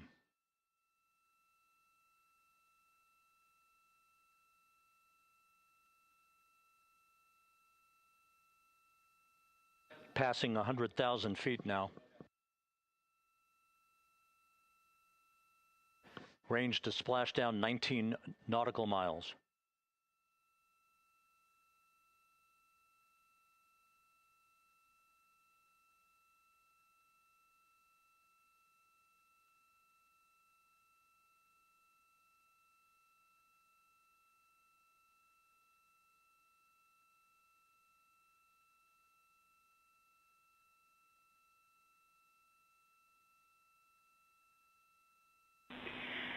Integrity, impact to the camera controller fail is no Cab 1 views of the chutes.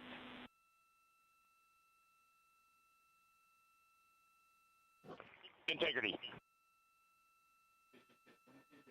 We're processing good data through the GPS system.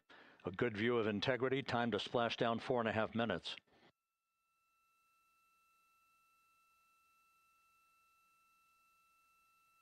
And a view of Integrity from the WB-57. We're at 50,000 feet.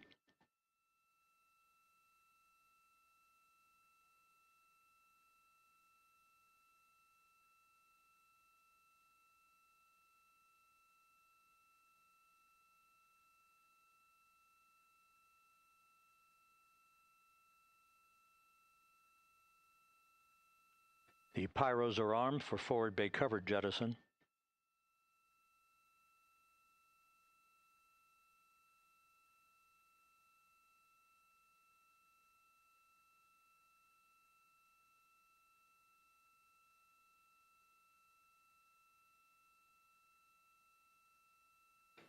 And there go the first series of parachutes, and we're on drogues. And Houston, we're visual 2 drogues out the window. 2 good drogue chutes. Next up. We copy, we see them. Next up, the deployment of pilot parachutes that will pull the main chutes out. Time to splash down 3 minutes and 10 seconds.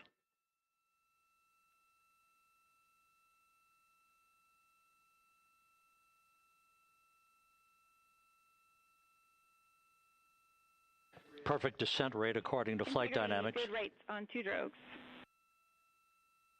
We see the same on board.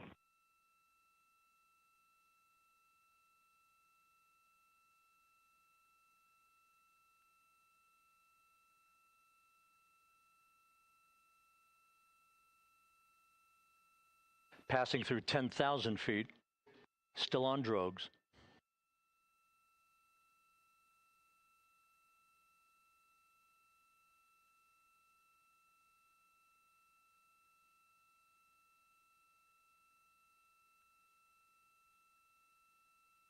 Main chute deploy. We're at 5,000 feet.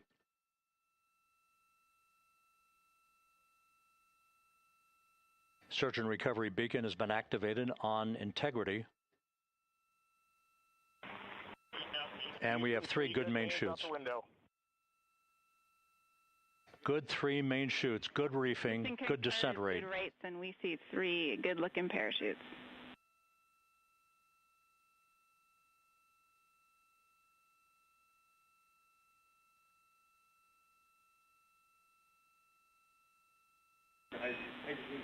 Integrity. Cabin pressure indicates no need for hydrazine checks. Integrity copies. This is a perfect descent for integrity. Its crew sounding hale and hearty on board. Time to splash down 1 minute, 15 seconds.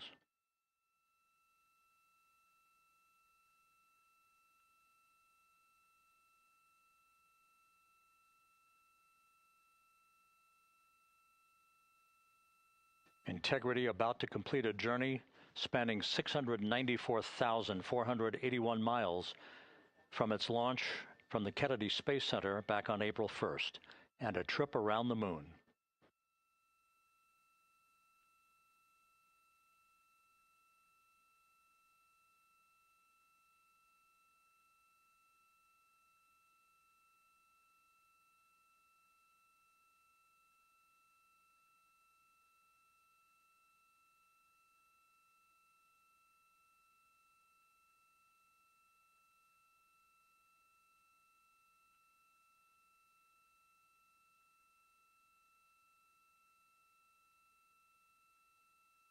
Passing through 1,000 feet.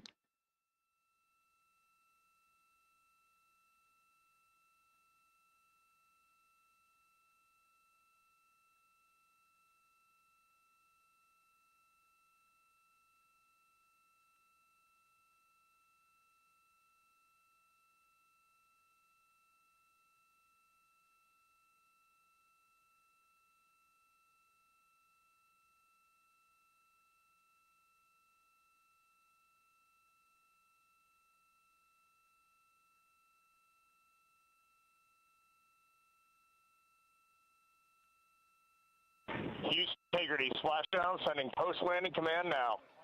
Splashdown confirmed. Copy splashdown, waiting on VLDR. Splashdown confirmed at 7:07 p.m. Central Time, 5:07 p.m. Pacific Time. From the pages of Jules Verne to a modern-day mission to the moon, a new chapter of the exploration of our celestial neighbor is complete. Integrity's astronauts back on Earth.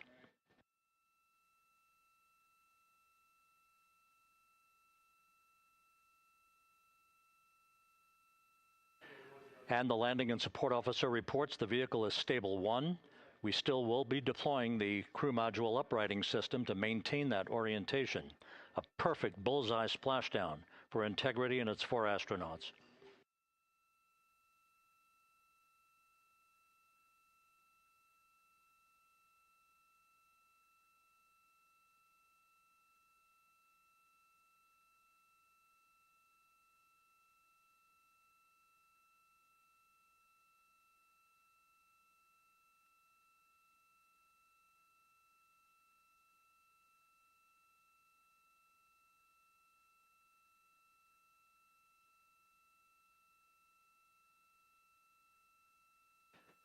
The unofficial splashdown time, 7:07 and 47 seconds p.m. Central Time. We'll get that refined for you. That would put the end of the mission at a mission elapsed time of 9 days, 1 hour, 31 minutes, 35 seconds.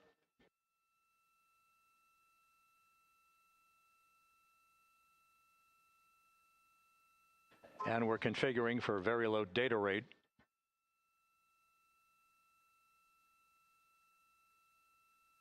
Once again, splashdown occurring in the Pacific, southwest of San Diego at 7:07 and 47 seconds p.m.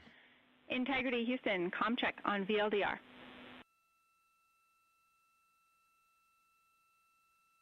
Houston, we have you loud and clear on VLDR. How else? We have you the same. We'll meet you over in post-landing. Perfect communications established. A journey. We are stable 1, 4 green crew members. Houston copies all. Reid Wiseman reporting 4 green crew members. That is not their complexion. That is the fact that they're in great condition. That's what that means.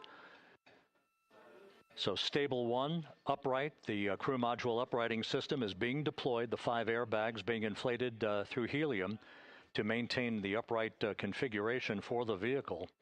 This was a textbook entry and a textbook touchdown for Integrity. Reid Wiseman, Victor Glover, Christina Koch, and Jeremy Hansen back on Earth after a journey around the moon.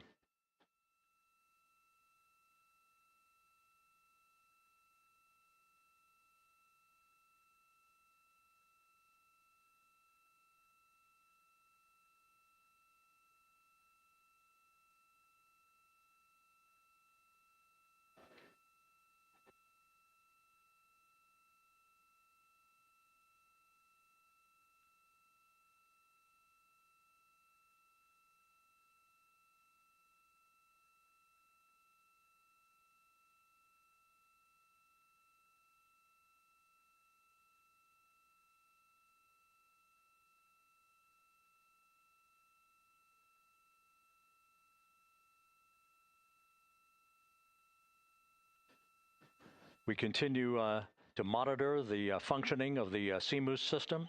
The airbags are being inflated to maintain a stable 1 or upright configuration. And there's a good view from one of the naval helicopters hovering overhead.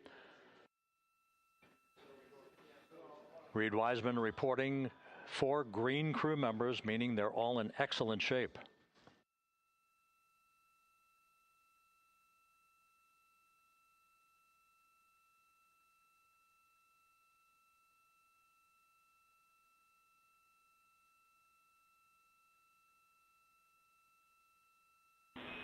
Integrity Houston for SAR beacon and radio. SAR beacon is in for 06, and we're powering the radio now. Go ahead. We see the beacon on. However, the recovery team is not seeing the signal. Your SAR radio uses the same antenna, so you may run into trouble with the radio. Okay, copy. We are also powering up the sat phone now.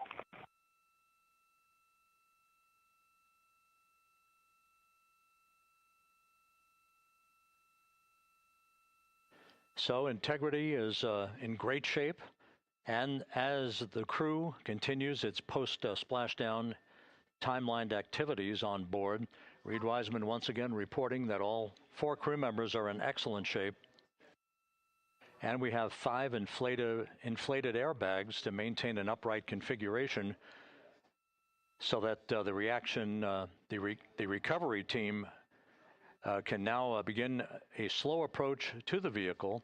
Meanwhile, here in the flight control room, Entry Flight Director Rick Henfling is polling his team of flight controllers for the start of powering down the vehicle after a thorough systems check. We have no toxic gases to be concerned about, so the recovery personnel can approach the vehicle, but not until we have powered down the spacecraft. That's expected to take a few more minutes.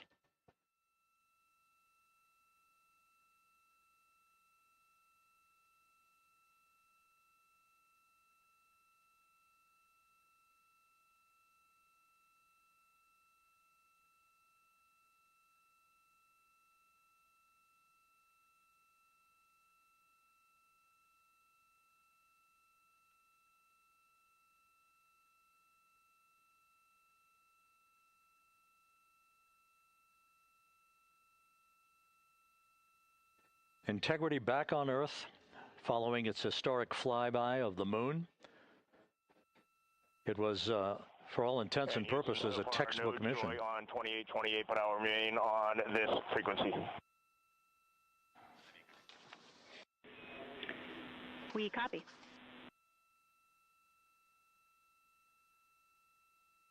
Reid Wiseman indicating some trouble with the SARSAT phone on board, but that's not an issue. What is more important is that the vehicle is solid.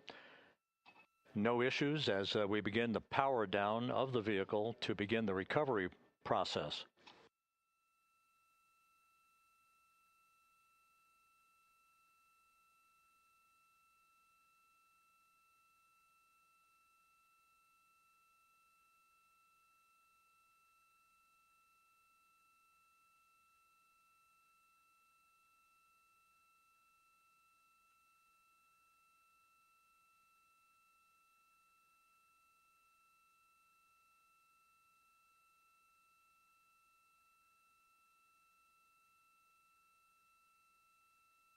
The propulsion officer here in Mission Control reports that we have safed the prop system on integrity. Can you say again that was very weak and broken?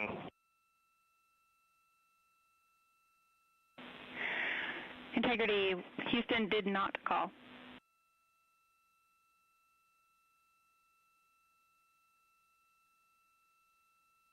Copy that, Houston. It might have been on the SAR radio. Stand by.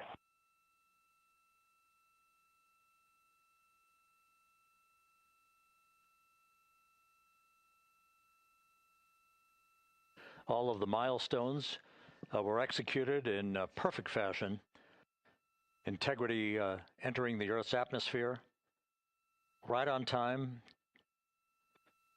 reaching its peak speed shortly after a blackout period began. We emerged from the blackout period, but the recovery imagery airborne assets were able to pick up Integrity's descent almost immediately through entry interface, tracking the vehicle all the way down.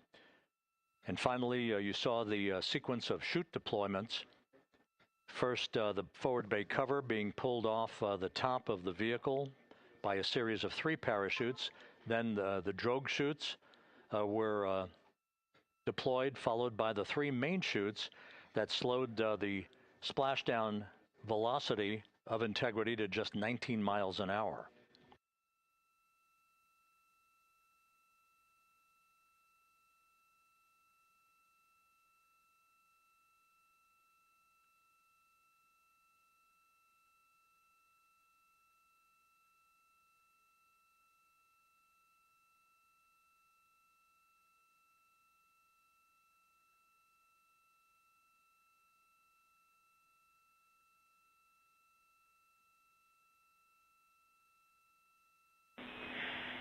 Integrity, Houston, with no joy on SAR and SAT phone, we'd like you to command an additional 15 minutes for a total of 30-minute power down delay.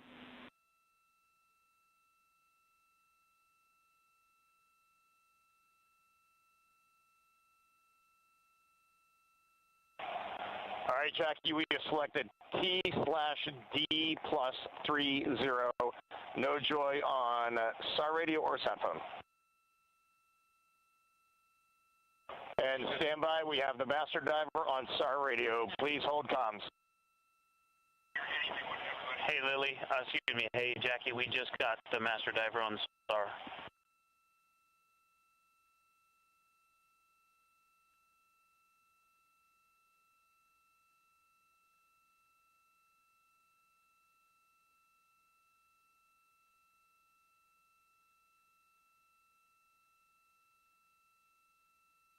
A good view of one of the fast boats. Integrity, Houston, if you are happy with your comm with master diver, you can go back to the 15-minute power down.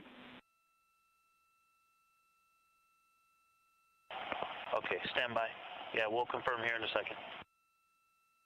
The crew on board Integrity coordinating with the flight control team in Houston here in Mission Control on the timing of the power down of the vehicle, which will be the precursor to the recovery teams approaching the spacecraft. There are no issues with integrity. We've had a bit of broken capability in establishing a SARSAT or satellite phone communications capability between the crew on board Integrity and the recovery team. That will get sorted out here shortly. There's plenty of cooling on board Integrity, so there's no rush to begin the power down. To call you on the sat phone and not getting an answer there either. Concur. We haven't had anything come through.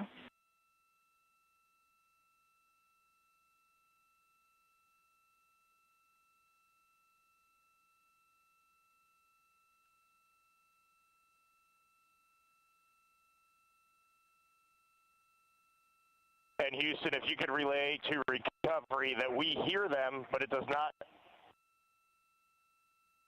appear as though they are hearing us.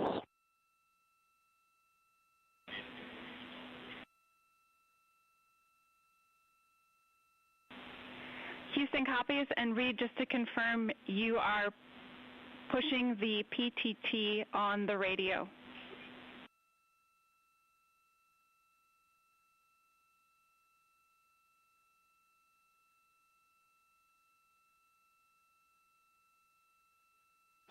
So as we continue to sort out the communications between Integrity and the recovery teams, we are standing by for the initiation of the power down procedures that, as you see, the recovery teams are moving towards the side of the capsule. The next major event will be the erection of that large inflatable raft called the front porch. That will be the port of call for the crew as they're being extracted one by one from the vehicle.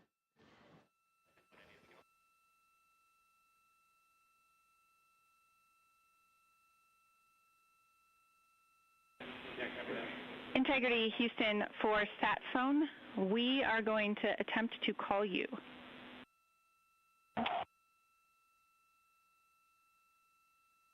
Good idea, standing by.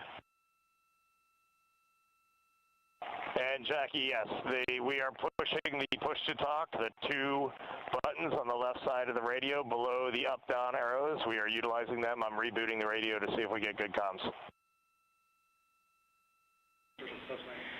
Okay, we copy all, and just to confirm, you are seeing that you are touchdown plus 3030 for power, correct? That's the affirmative.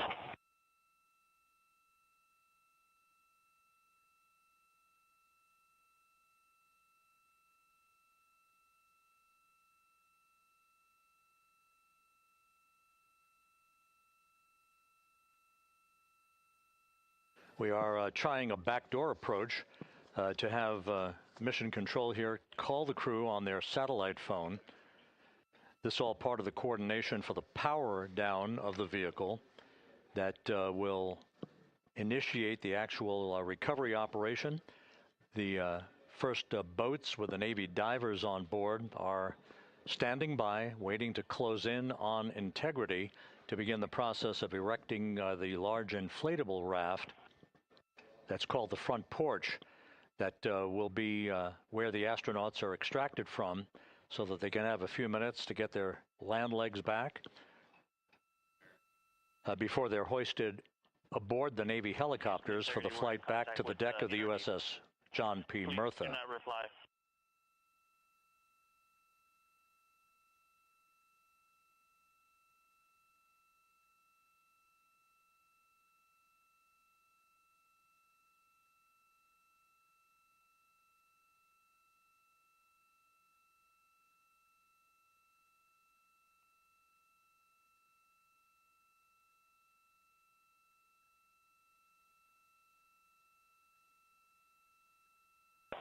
And Houston, please don't reply. NRD, very weak,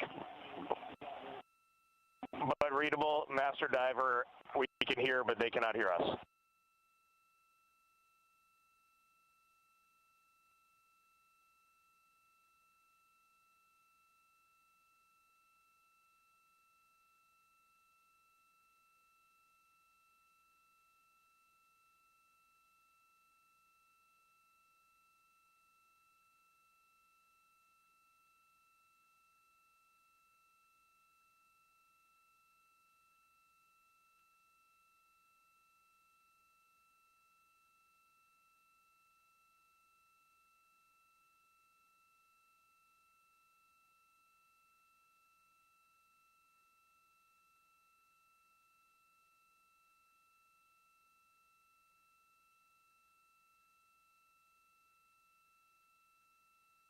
And Houston on OE1, is there any chance to tie us into NRD?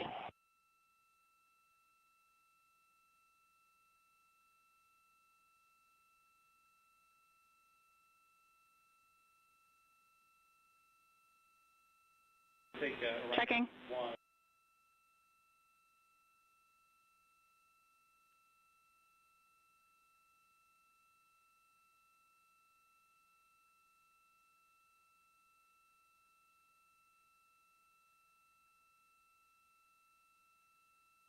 This is Mission Control, Houston. While we stand by for the establishment of communications between Integrity and the recovery team that is basically standing by very close to the spacecraft, we're going to go to the deck of the USS John P. Murtha, where Megan Cruz is standing by with Administrator Jeremy Hansen.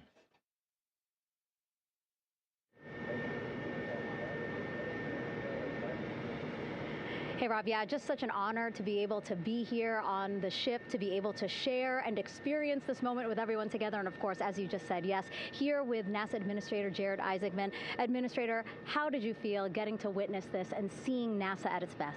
Oh, I mean, I'm honestly, I'm still at a loss for words. I mean, you know, like the childhood Jared right now can't believe what I just saw. I mean, almost been waiting my whole lifetime to see this, and then it's NASA Administrator. I just couldn't be more proud of the entire workforce, the years, the effort, the late nights, all the hard work from across the country that contributed to this incredible moment right now.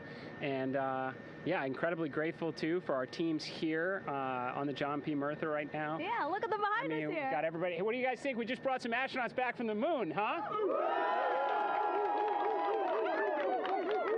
Unbelievable. Thank you. Yeah, so grateful to the Navy, the sailors that are here, the NASA teams. I mean, this is a joint effort that's on their way right now. These recovery forces are getting out to our Orion spacecraft, to Integrity, get our astronauts back on the ship safely. Yeah, and this is not just an accomplishment for NASA. This is an accomplishment for humanity. Again, a historic mission to the moon and back. How does this make you feel, and what do you hope people take away from this? Well, I'll tell you, you know, I think about the crew members that we've all had an opportunity to observe over the last 10 days, right? I mean, they're absolutely professional astronauts. I mean, wonderful communicators, almost poets. But then I think these were the ambassadors from humanity to the stars that we sent out there right now. And I can't imagine a better crew than the Artemis II crew that just completed a perfect mission right now. So yes, it's a huge moment for everybody, right? I mean, we are back in the business of sending astronauts to the moon, bringing them back safely, and to set up for a series more. I mean, this is not a once in a lifetime, which you hear sometimes around here. It's like, this was a once in a lifetime. No, it's not. This is just the beginning. We are going to get back into doing this with frequency, sending missions to the moon until we land on it in 2028 and start building our base. Yeah, are we going to build on the momentum for Artemis III? I mean, it's just around the corner. Absolutely. So, I mean, that's, you know, part of me too. Like, I can't wait to get the crew off of Integrity right now, but also getting Integrity back on this ship so we can start taking a look at it, because all that data is so precious to us right now. I mean, we are going to definitely want to take a good look at the thermal protection system. We're going to want to download all the data they couldn't transmit back to us and use that to inform Artemis III. But we're already making progress, right? You had SRB segments already showing up at KSC. Core stage for Artemis III is rolling out on April 20th. We're getting Mobile Launcher 1 back in vehicle assembly building. So yes, there is a lot to celebrate right now on a mission well accomplished for Artemis II, and at the same time, we got to start getting ready for 3. Amazing. And last question, you know, for people who joined us for all 10 days to see what we can accomplish together with our international partners, what do you think about the fact that we're going to keep doing this more and more and more? It's incredibly exciting. I mean, yes, it's the contributions, like the best and brightest across the NASA workforce from across the country, our industry partners, our international partners. We had a Canadian Space Agency astronaut on board in Jeremy. We had the European Service Module. And you think, in the days leading up to this launch, I mean, 48 hours prior to launching Artemis II, I was meeting with the Italian Space Agency. We signed a memorandum of understanding to build a habitation module on the moon. I mean, you have countries, all of our allies, allies and partners coming together saying, we are committed to this effort. We are returning to the moon. We're doing it to stay. We are building that enduring presence. We are going to master the skills on the surface of the moon so someday we can undertake missions to Mars. It's just an incredibly exciting time, and we're not going at it alone. We're bringing everybody along with us. Absolutely. And speaking of everyone, one more time, we're going to ask the crew here, you guys ready to land on the moon? Awesome. I love that. Okay, well, thank you so much, Administrator. Appreciate you being here. We're, of course, going to stay on to watch the crew get extracted from Orion, so stay tuned, and we'll see you back here shortly.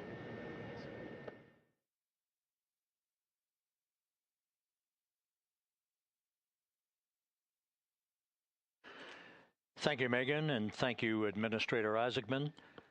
We are in the process of working to establish that communications link and to establish the procedures that will lead to the power down of the spacecraft, which is gently bobbing in the Pacific following a bullseye touchdown that occurred at 7:07 p.m. Central Time, 5:07 p.m. Pacific Time, 2.5 hours before sunset in the Pacific, southwest of San Diego.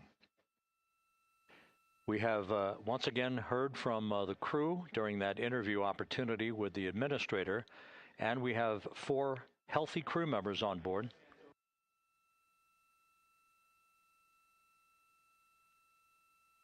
We now have confirmation that the vehicle has been powered down as per the procedures. So we have vehicle powered down, and the flight control team here in Houston, Flight Director Rick Henfling, has handed over mission authority to the Exploration Ground Systems team out in the Pacific. Now, we will physically not get off console with this team until the crew has been extracted into the front porch, that inflatable raft that will be erected along the side hatch of Integrity. So we're standing by for that in the next step in the recovery procedures. But everything is in great shape, and we have 4 healthy crew members on board the vehicle.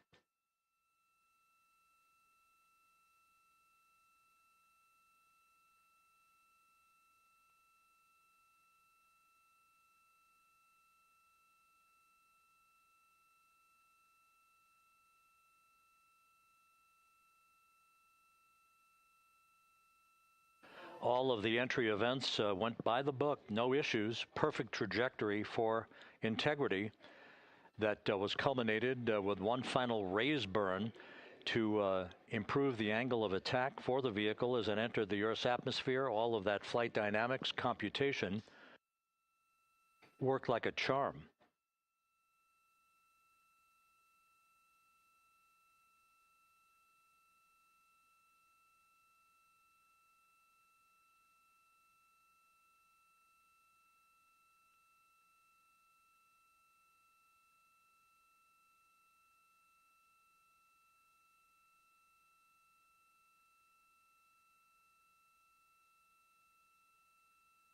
So we are standing by for the recovery team to approach Integrity and begin the process of erecting that inflatable raft called the front porch, which will see the crew members be extracted from the hatch of Orion into that inflatable raft before they're hoisted aboard 2 Navy helicopters in a variety of different configurations. Each crew member will be hoisted in sequential fashion, in alternating fashion, 2 crew members for each helicopter before they turn around to head back to the John P. Murtha. Once on the deck of the ship, they'll be brought into medical bay for comprehensive medical exams. But Reid Wiseman has reported several times that the crew is in excellent shape.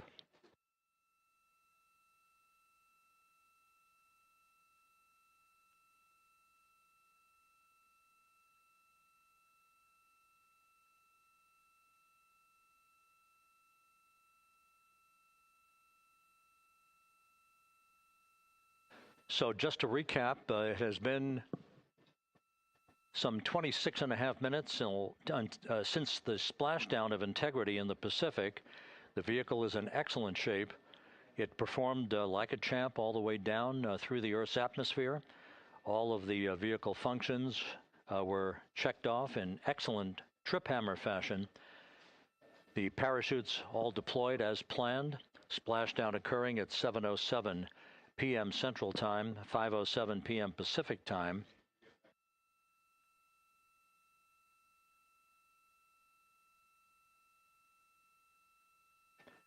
And after a bit of a tussle to try to establish a communications link with the recovery team, we were finally able to run through the procedures for the powering down of the vehicle. We've handed over mission authority to the Exploration Ground Systems folks out in the Pacific, and the recovery team will be approaching the vehicle shortly to erect the inflatable raft called the front porch before opening the hatch to Integrity to bring the crew members onto that raft before they're hoisted onto two Navy helicopters, two crew members for each helicopter, before they're flown back to the deck of the USS John P. Murtha.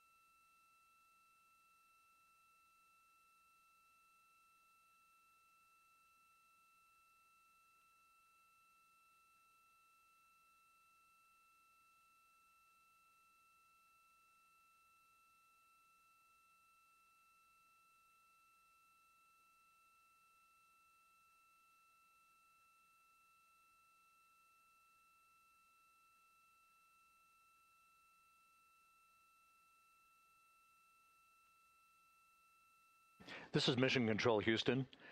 After talking to the flight dynamics folks, we have a bit of a refinement on the splashdown time for you. Their computation shows a splashdown time of 7:07 and 27 seconds p.m. Central Time, 7:07 and 27 seconds p.m. Central Time.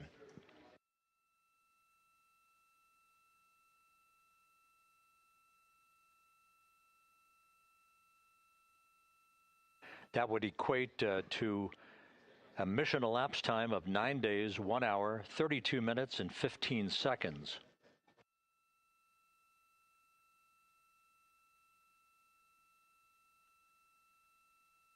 Once again, from Flight Dynamics, a splashdown time of 7:07 and 27 seconds p.m. Central Time. That would equate to a mission elapsed time of 9 days, 1 hour, 32 minutes, and 15 seconds.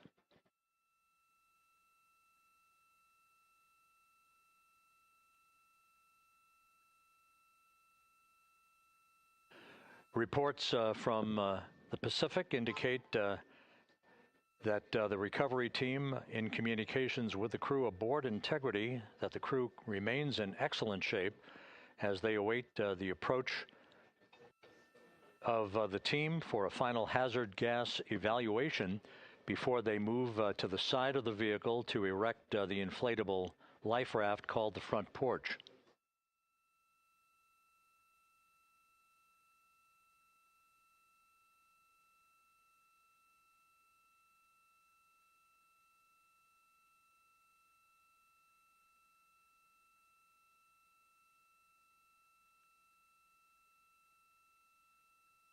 Again, no issues with Integrity. The vehicle is powered down. All of its systems are now safed. We have handed over mission authority to the Exploration Ground Systems folks in the Pacific, but we will not stand down and have the entry flight control team depart its positions until that inflatable raft, the front porch, is erected, the hatch open, and the crew having exited the vehicle. So that's the next step in the recovery process that will lead to the hoisting of the crew members. For 2 crew members for each helicopter, they'll be hoisted to a pair of Navy helicopters that will then fly a short distance back to the USS John P. Murtha. What you're looking at is one of the fast boats circling the vehicle to make a hazard assessment.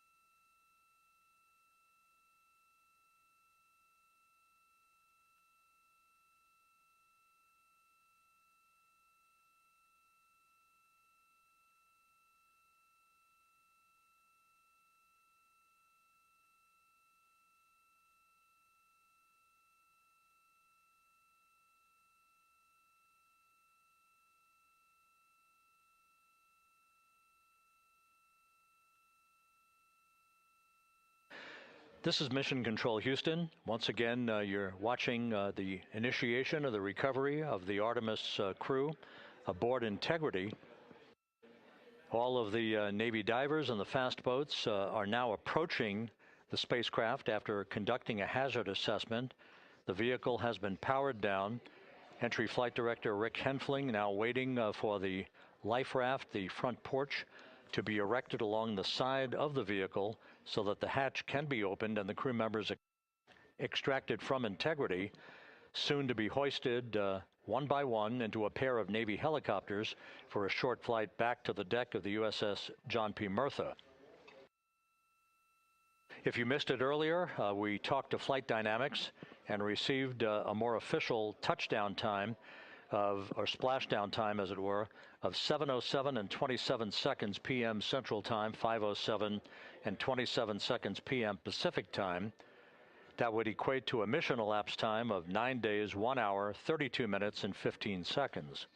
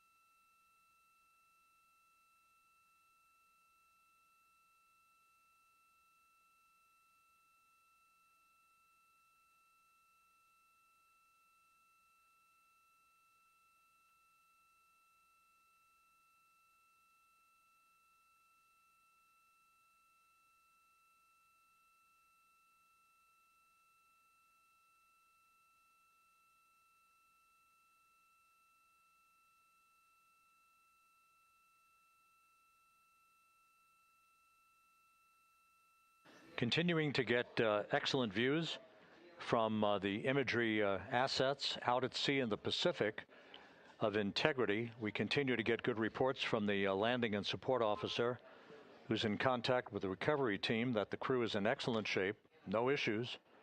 They're just currently biding their time, waiting for the front porch to be erected. We have no hazardous hazard gases and no hazardous situation with the vehicle. It performed perfectly all the way down from entry interface to its splashdown in the Pacific at 7:07 and 27 seconds p.m. Central Time. And as you can see, the first phalanx of recovery personnel now pulling up alongside of Integrity.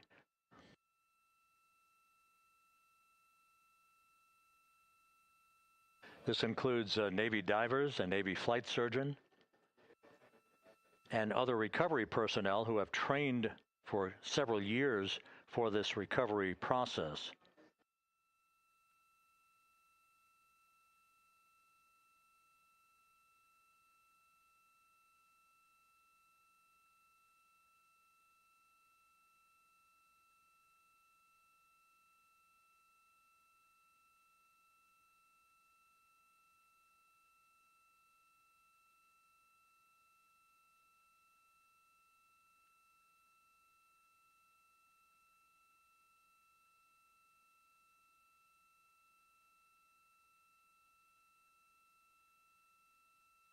At this hour, some 41 minutes following splashdown, The vehicle has been powered down. There's no hazardous gas emanating from the vehicle. That's why the first team of recovery personnel has been able to pull alongside Integrity. And the reports continue to come in that the 4 astronauts are in excellent shape.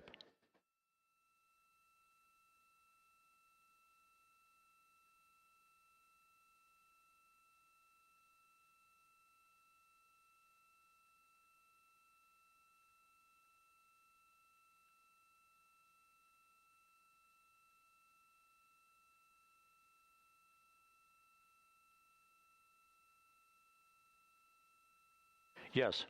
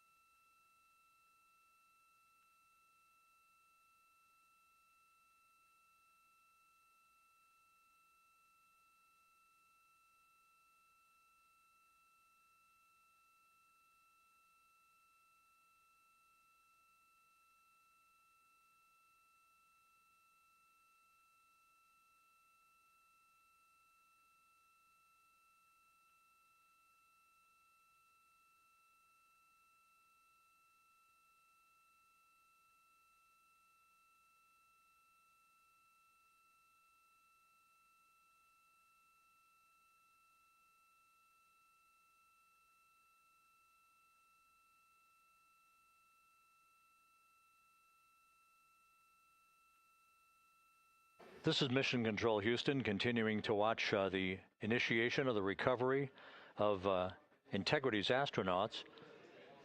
One by one, they'll be brought out of the spacecraft onto a large inflatable raft just a short time from now. In the meantime, we can go back to the USS John P. Murtha, where my colleague Megan Cruz is standing by to provide her situation report. Megan, can you hear us?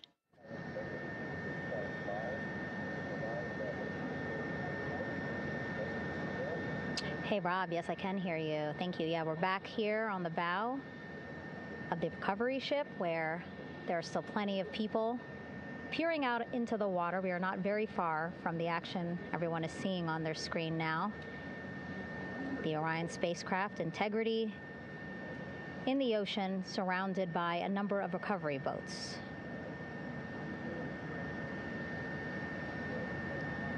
As Rob has been saying, in those recovery boats, NASA and Navy personnel specifically trained to get the astronauts out of Orion.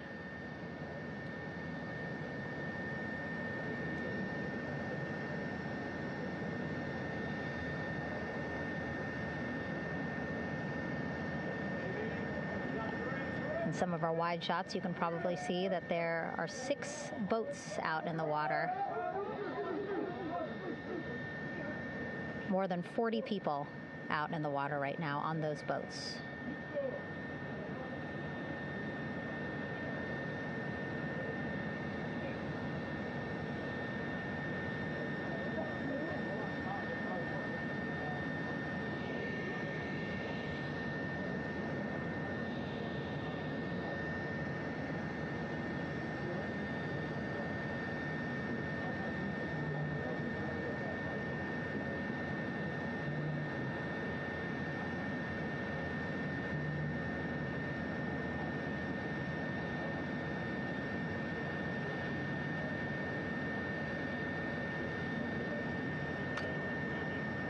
First order of business is to set up the front porch and the stabilization collar.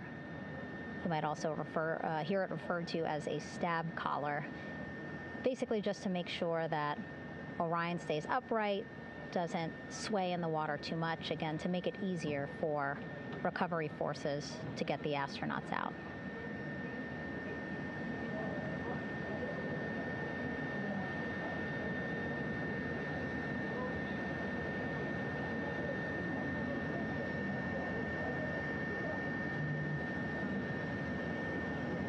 Again, we splashed down in the Pacific Ocean just after 5 p.m. Pacific time here.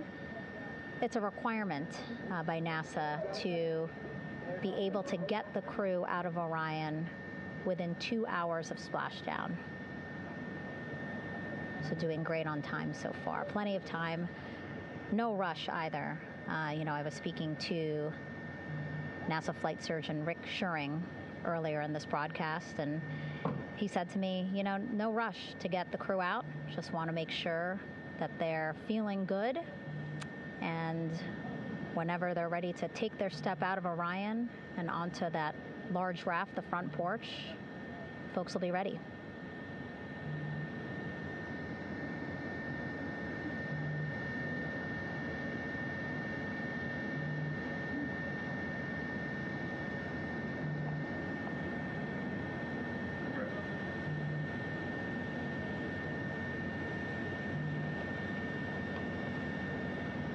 And as there are mission audio loops in Mission Control in Houston, there is a mission audio loop here on the ship, and it was just reported out that the side hatch is open. Side hatch of Integrity is open. You're getting these beautiful shots from our aerial assets. The ship itself, where I'm on, just 3,000 yards away. Again, plenty of people on the boat here, glued to the side closest to where they can see all this action. And again, with just 3,000 yards separating us, great views from the bow here. You can see now that side hatch is open. One of the Navy personnel is about to get inside there.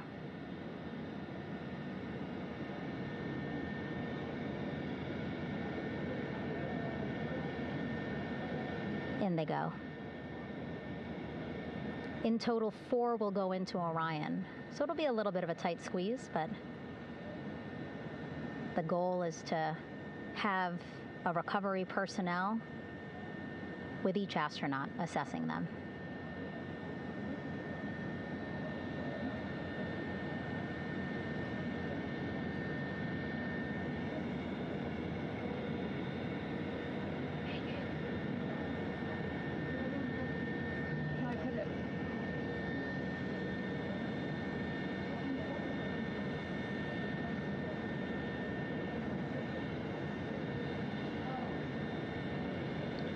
Boats getting closer now.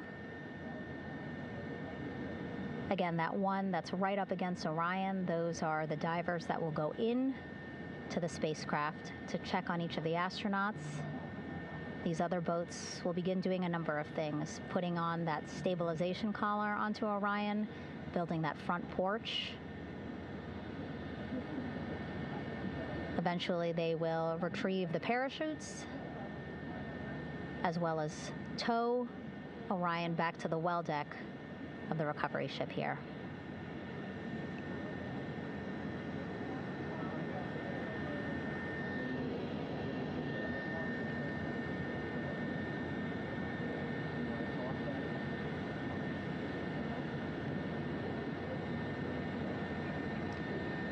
And so as we wait for the Navy and NASA personnel to get their assessment of the crew inside of Orion, why don't we toss it back to Rob for an update?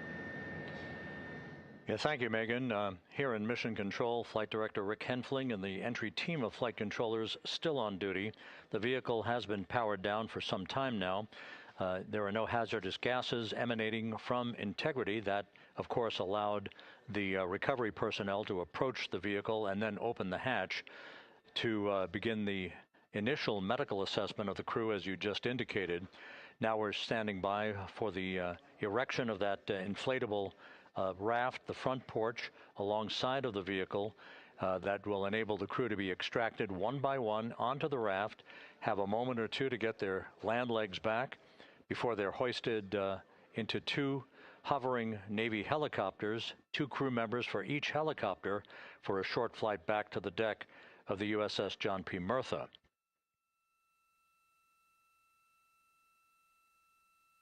All of Integrity's systems operated flawlessly throughout the course of the approach to the Earth, the entry into the Earth's atmosphere, and all of the key milestones that followed in this high-speed return to Earth for integrity. A mission that spanned more than 694,000 miles from the vehicle's launch from the Kennedy Space Center atop the Space Launch System back on April 1st.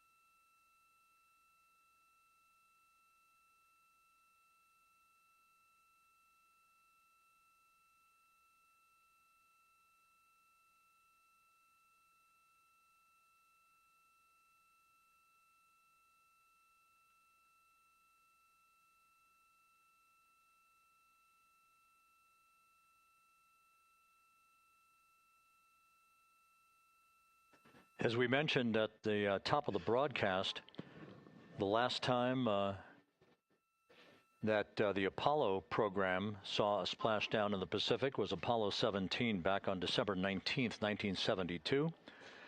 So for the first time in some 53 and a half years, we have reenacted that with the arrival of Integrity's astronauts as they flew around the moon in that historic lunar flyby that began with a trans-lunar injection burn that took them out of Earth orbit following 24 hours of a high Earth orbit trajectory. The high Earth orbit trajectory enabled flight controllers here to have a full 24 hours to evaluate the systems on Integrity and the condition of the crew before they would commit to flying to the moon.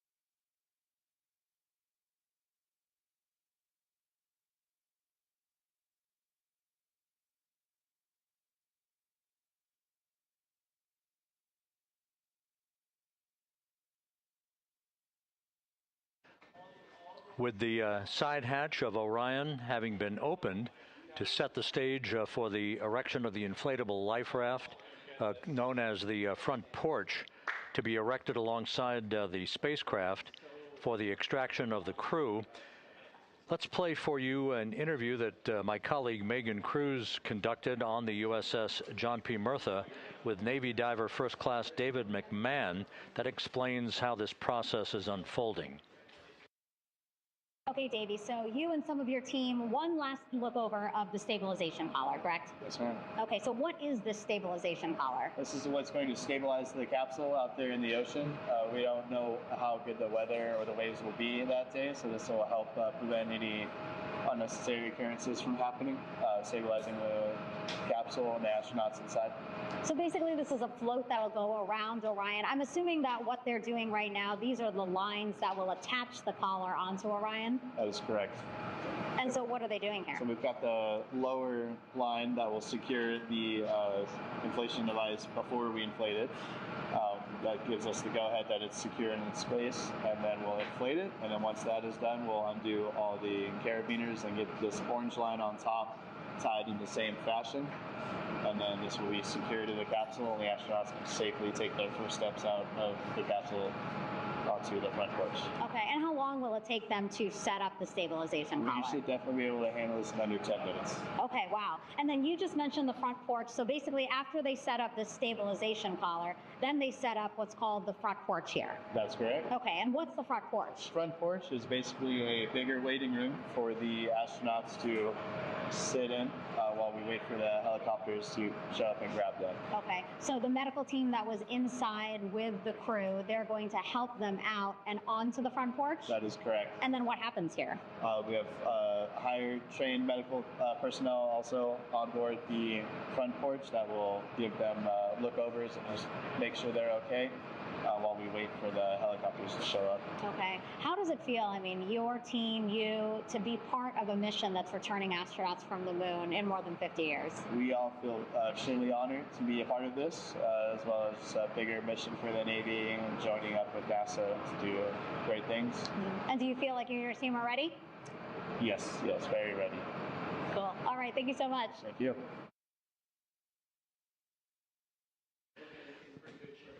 Once again, the recovery operations are continuing out in the Pacific.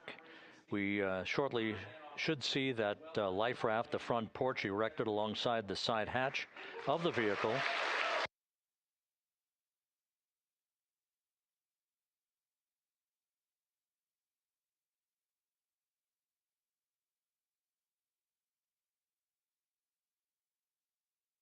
A number of flight controllers have come into the flight control room to receive congratulations from Entry Flight Director Rick Henfling.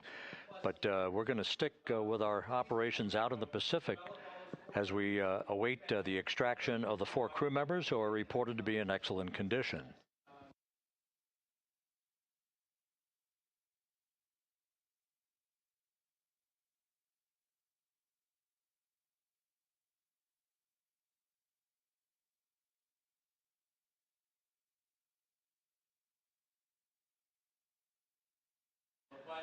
Again, while we stand by for that front porch to be erected alongside of the side hatch of the vehicle, let's go back to the USS John P. Murtha and Megan Cruz. Megan?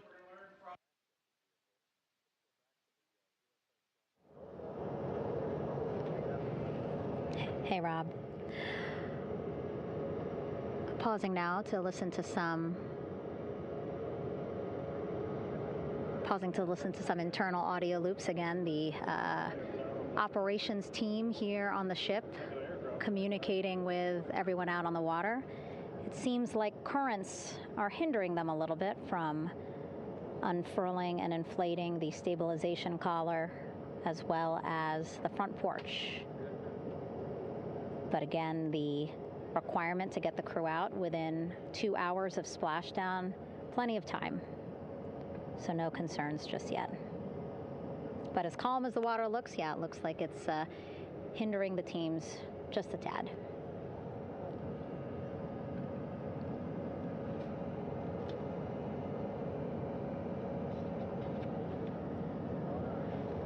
You can see in some of our shots that side hatch still open. Again, inside there are now 8 people inside. 4 divers, Navy divers, all with medical training, each assigned to an astronaut each. Making sure that they're comfortable, feeling good.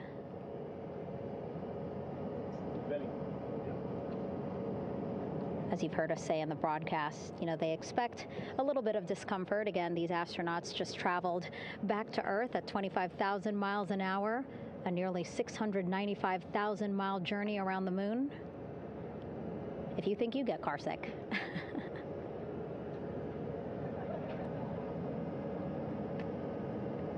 Again, 6 boats out there, lots of gear with them, just in case, right? As we said, the crew reported feeling great, but again, all those folks out there in case they weren't, right? NASA is all about making sure we think about every situation that can happen, and so, of course, wanted to be ready in case any of our astronauts needed more medical attention while out there in the water.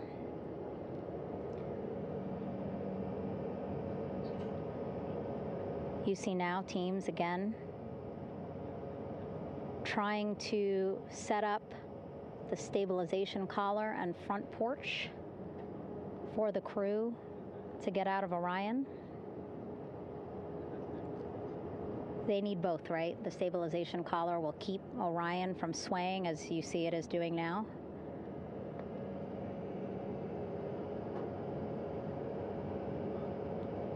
And then they will connect the front porch to the stabilization collar so that the crew can take 2 steps and they will be in the front porch.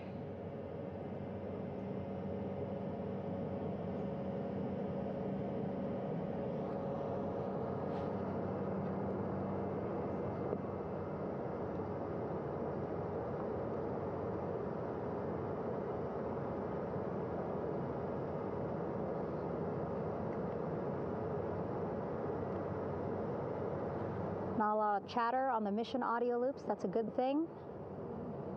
Again, things proceeding pretty nominally, even if they're fighting some currents out there on the Pacific Ocean.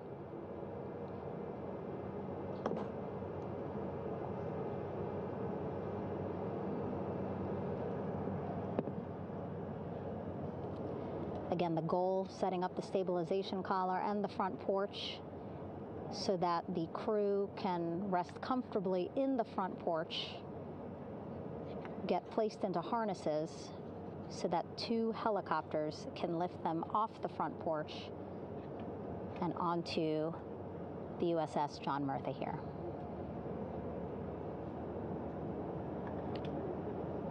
The helicopters are going to take turns picking up an astronaut. So again, Helo 1 and Helo 2.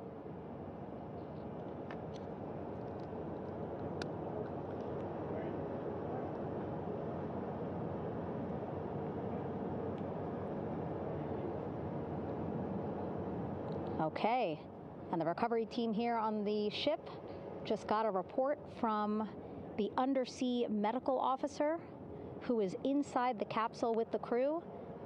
He is reporting all 4 members are green. All of our 4 astronauts, Reid, Victor, Christina, Jeremy, green, meaning they are feeling great, not the complexion of their skin. They are feeling great, happy to be home, and ready to be extracted as soon as possible.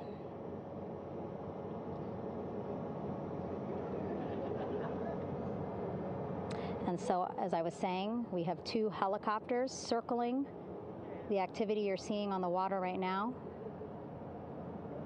Each will take turns picking up an astronaut. So Helo 1 will come on in, hover above the front porch, about 40 feet above the front porch. A Navy recovery specialist will be hoisted down into the front porch. The restricted maneuvering doctrine is in effect. Will connect to the first astronaut, which we're expecting to be Christina. And then Helo 2 comes around, picks up Jeremy, while Helo 1 stays above head, and then Helo 1 will come back in for another astronaut, and then Helo 2 for the last astronaut, and then back to the flight deck here on the recovery ship.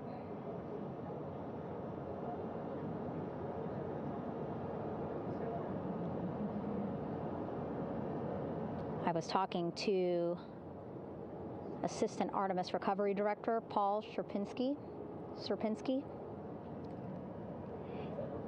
He said helos are a much quicker, safer way to get on board. They did actually consider boats, but then if you think about it, longer time, the crew would have to move through more of the ship. This way the helos will give a more direct, quicker route to the medical bay for our 4 astronauts.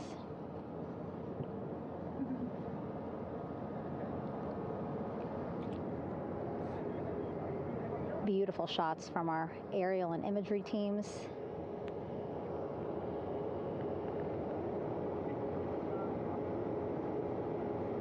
Clouds have dissipated for a clear view from the bow of the recovery ship here.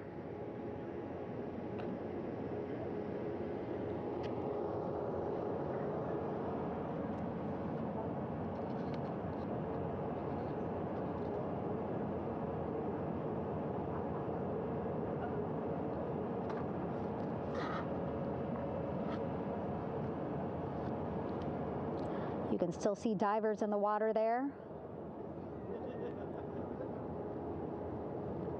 Encircling Orion, that is that stabilization collar we've been telling you about. As you saw in that interview just a few minutes ago, they have to first connect it to Orion, and then once it's secured onto Orion, they can inflate it, and then they'll further secure it with other harnesses and lines.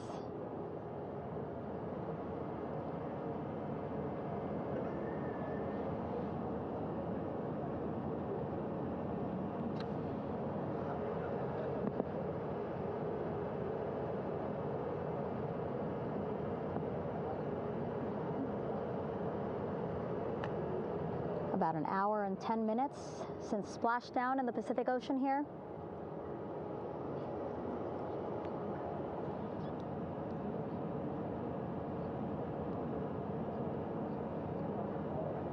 Reid, Victor, Christina, and Jeremy back home after a history-making mission to the moon and back.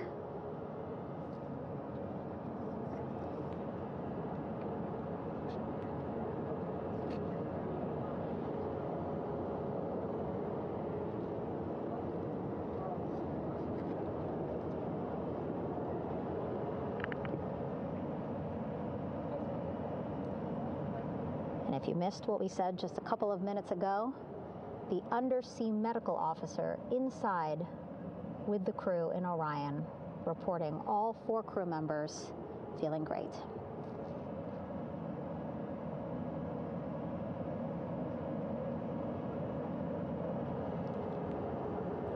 Progress being made there on the stabilization collar. It looks like they are beginning to inflate it.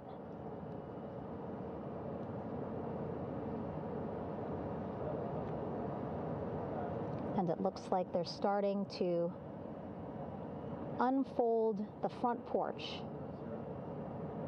in order to get that into the water here shortly and inflate that as well.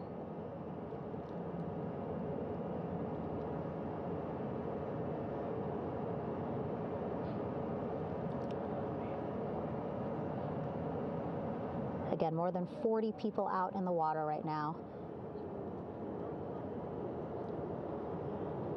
And those Navy and NASA personnel have been in the water for now about 4 hours.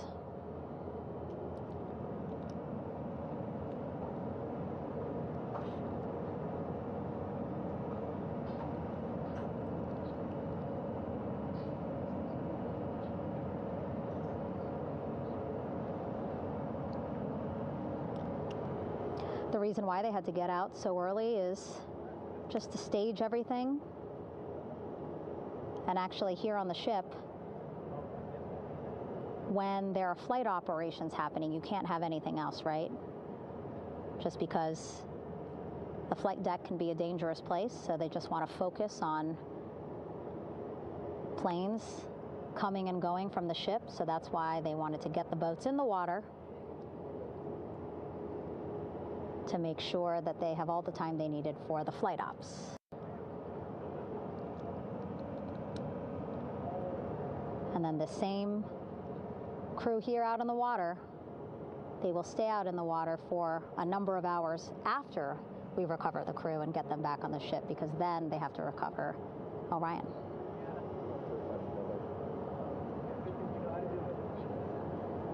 All right, that stabilization collar looking good around Orion. We're now seeing some recovery personnel getting on to that collar. Again, they need to further attach it to Orion to make sure that it can really prop up the spacecraft. It's basically lifting it up off of the water just a tad. Again, so it's not so... Come off me for a minute.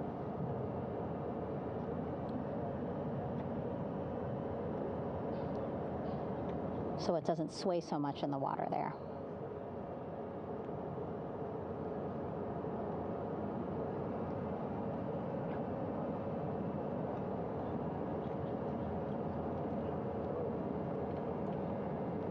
And now that front porch looks like it's nearly fully inflated as well.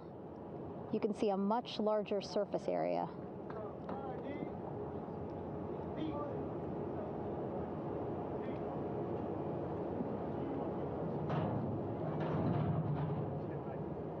And so once the crew get out of Orion, they can stretch their legs a little bit on this front porch, get some fresh air.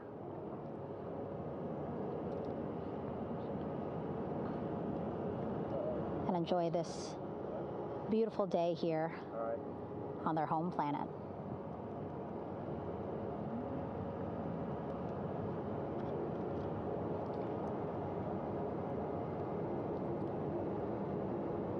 It appears teams now are about to connect the front porch to the stabilization collar.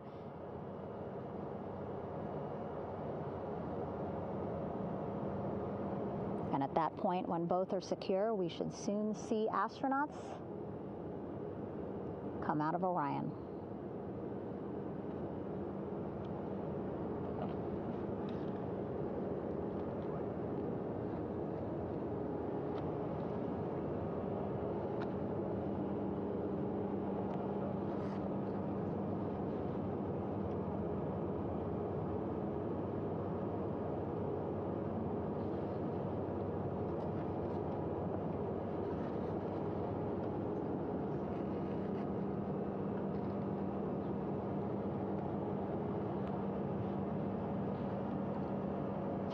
All these views you see also being fed to the Landing Force Operations Center here on the ship.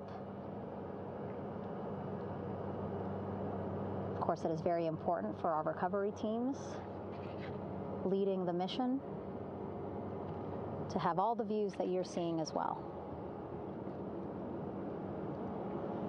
Again, listening to their communication loop here on the ship. Very quiet, which is a good thing. It means things are going pretty nominally, meaning as expected.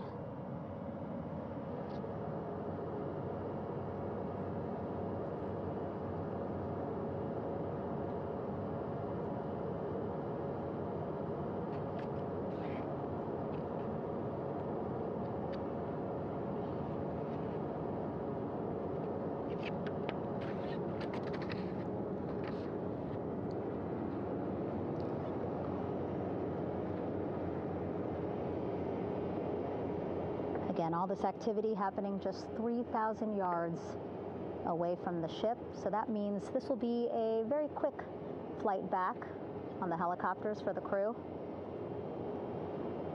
2-3 minutes, and then they'll be back here on the ship. I know.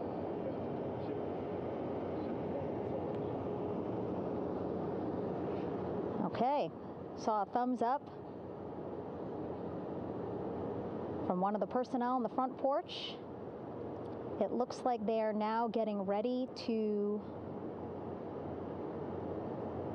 deploy what they call the Air Rescue Vest, ARV. And so this is the harness that each crew member will get into in order to be hoisted into the helicopters. Again, those helicopters hovering just about 40 feet above the front porch when they're ready to pick up each crew member.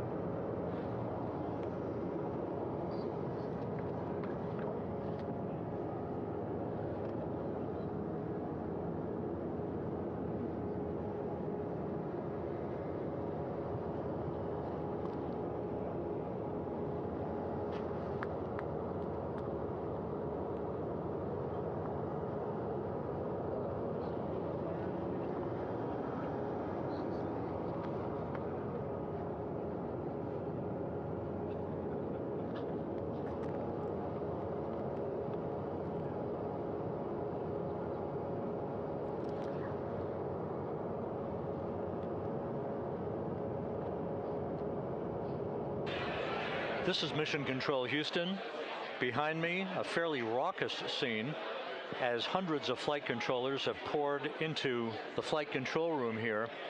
This is reminiscent of the scene after the final shuttle mission of STS-135, although that was the end of a program. This is only the beginning of a program with the textbook splashdown of Integrity and its 4 astronauts. We're standing by for the crew to be extracted from the spacecraft. Entry Flight Director Rick Henfling invited all of these flight controllers who have contributed to this mission to enter the flight control room to have an opportunity to receive well wishes and to share the mutual glow that exists in the wake of a textbook mission for Integrity. On the front screen here in Mission Control, a sign that says "Welcome Home, Integrity," taking humanity back to the moon, going further, and returning safely to Earth. So all of that jubilation, part of the post-splashdown activities, even as we await the crew being extracted from the vehicle to be hoisted onto Navy helicopters for the trip back to the USS John P. Murtha.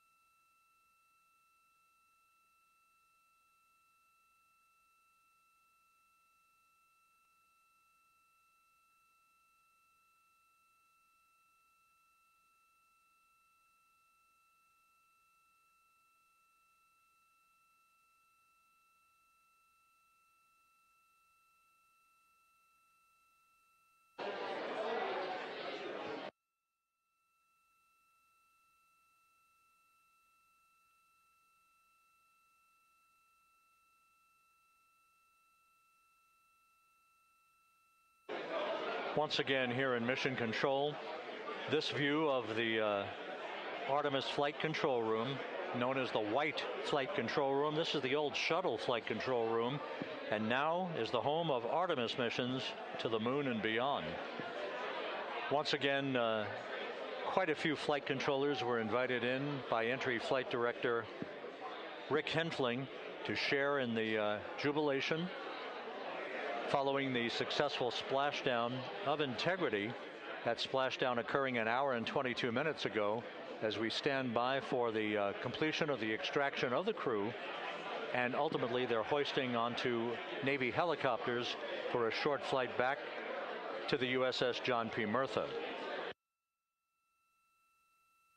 Splashdown occurred at 7:07 and 27 seconds p.m. Central Time.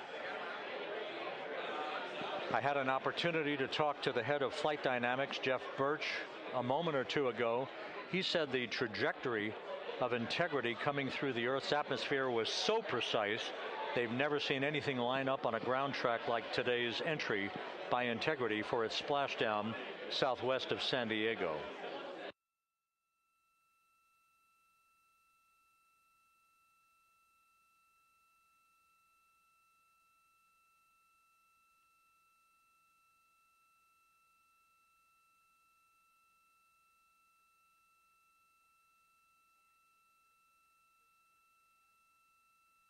And the initial, you can hear it.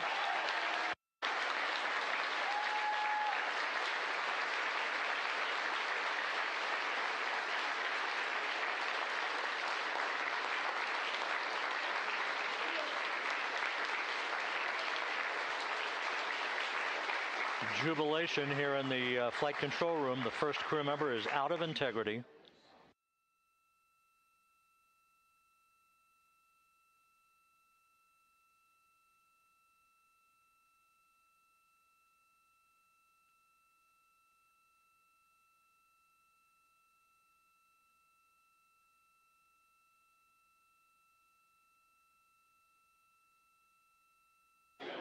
We are expecting the other crew members momentarily to be extracted.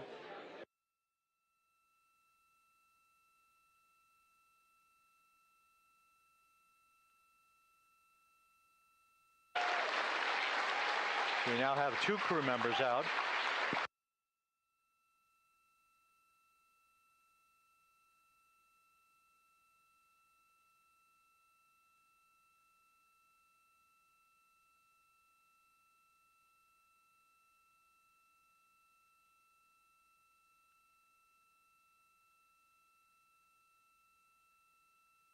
Two crew members out, 2 to go.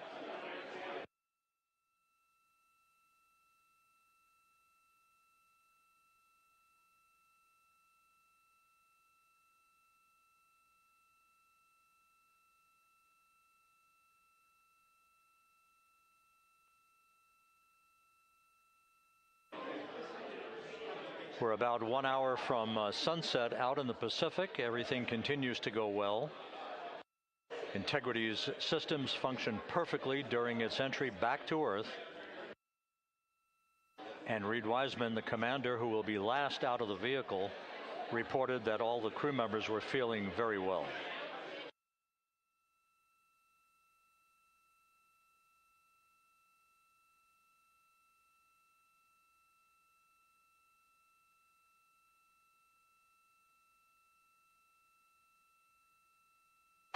Crew member number 3 now out.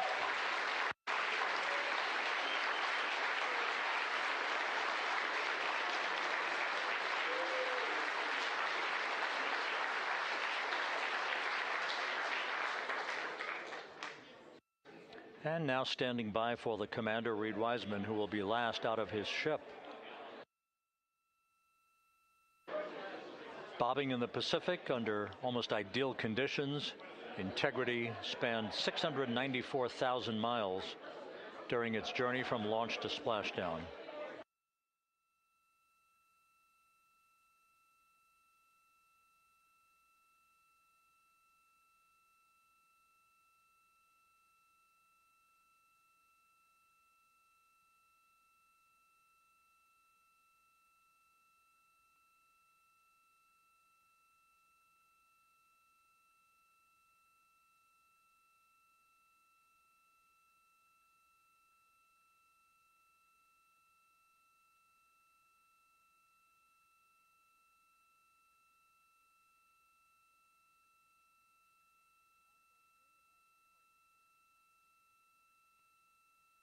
And we now have Reid Wiseman out of the vehicle, all 4 crew members now out of Integrity.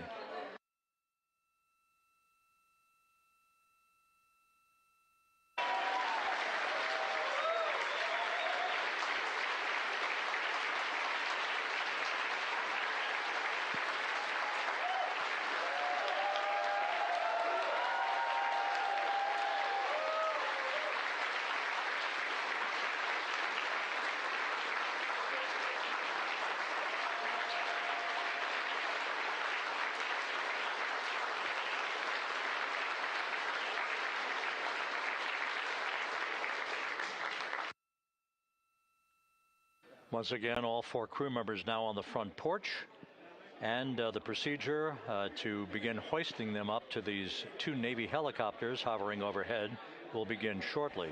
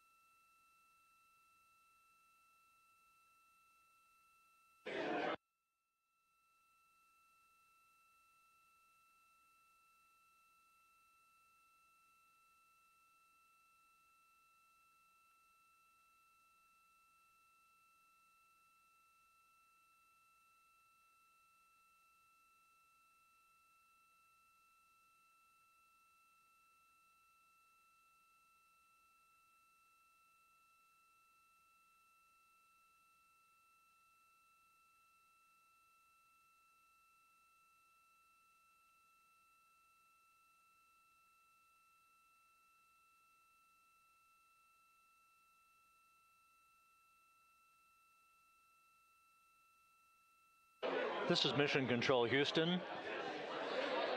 The mission is over, but the melody lingers on as jubilation continues here in the flight control room.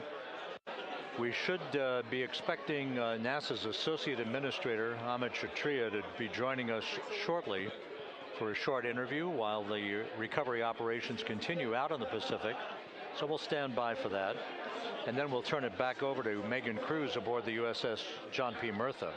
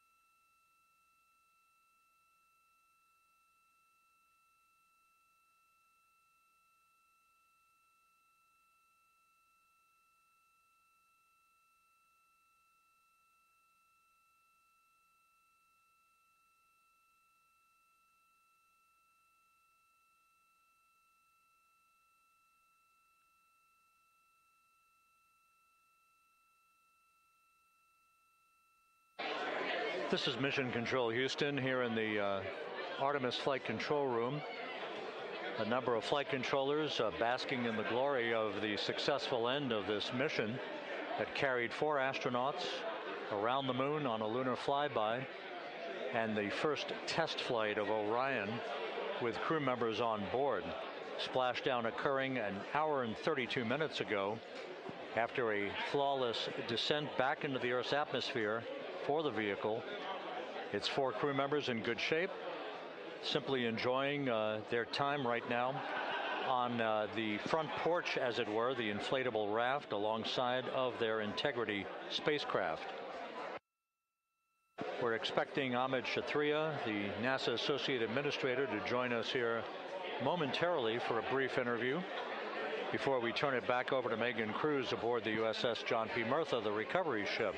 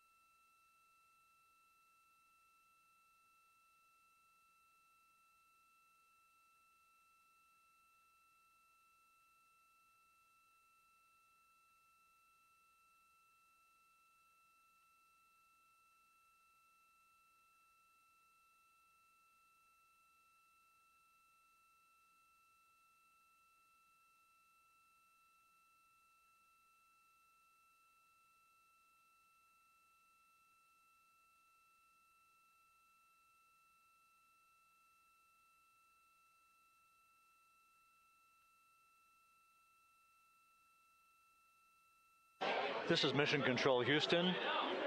We're about an hour and 34 minutes since the textbook splashdown of Integrity in the Pacific to bring home our astronauts. And with us now is Amit Kshatriya, the NASA Associate Administrator. Amit, a little bit of history made tonight, a little bit of history made over the past few weeks. Your thoughts as this team here basks in the glow of what they just accomplished? Yeah, Rob, we're here in the control center, and it's kind of overrun with jubilant folks from the Mission Control Houston, as well as engineering, and folks that just want to be here, part of it, as we watch our crew get extracted from the vehicle. And, you know, my thought is always about these teams, the team that's in the water right now, pulling the crew out, the team here in Houston that worked so hard over the last 10 days, no sleep to get this done.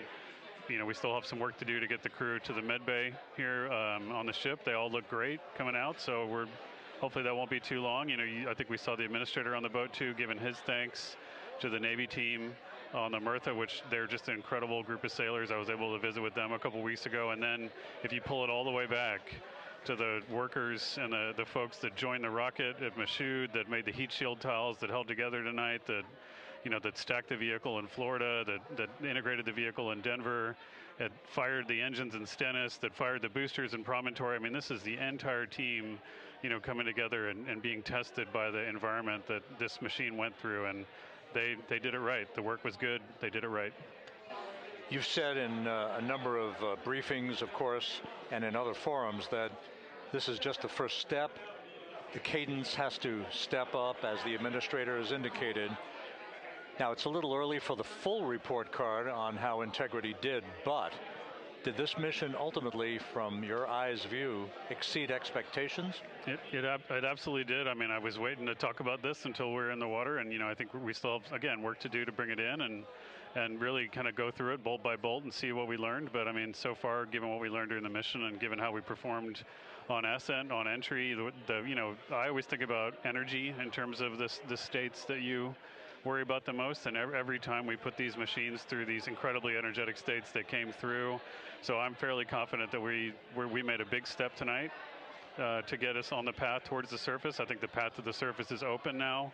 You know, we do have to do all the work, and we'll make sure we talk about that as cleanly as we can. We learned a few things during the mission, but I have to tell you, this was an incredible test of an incredible machine.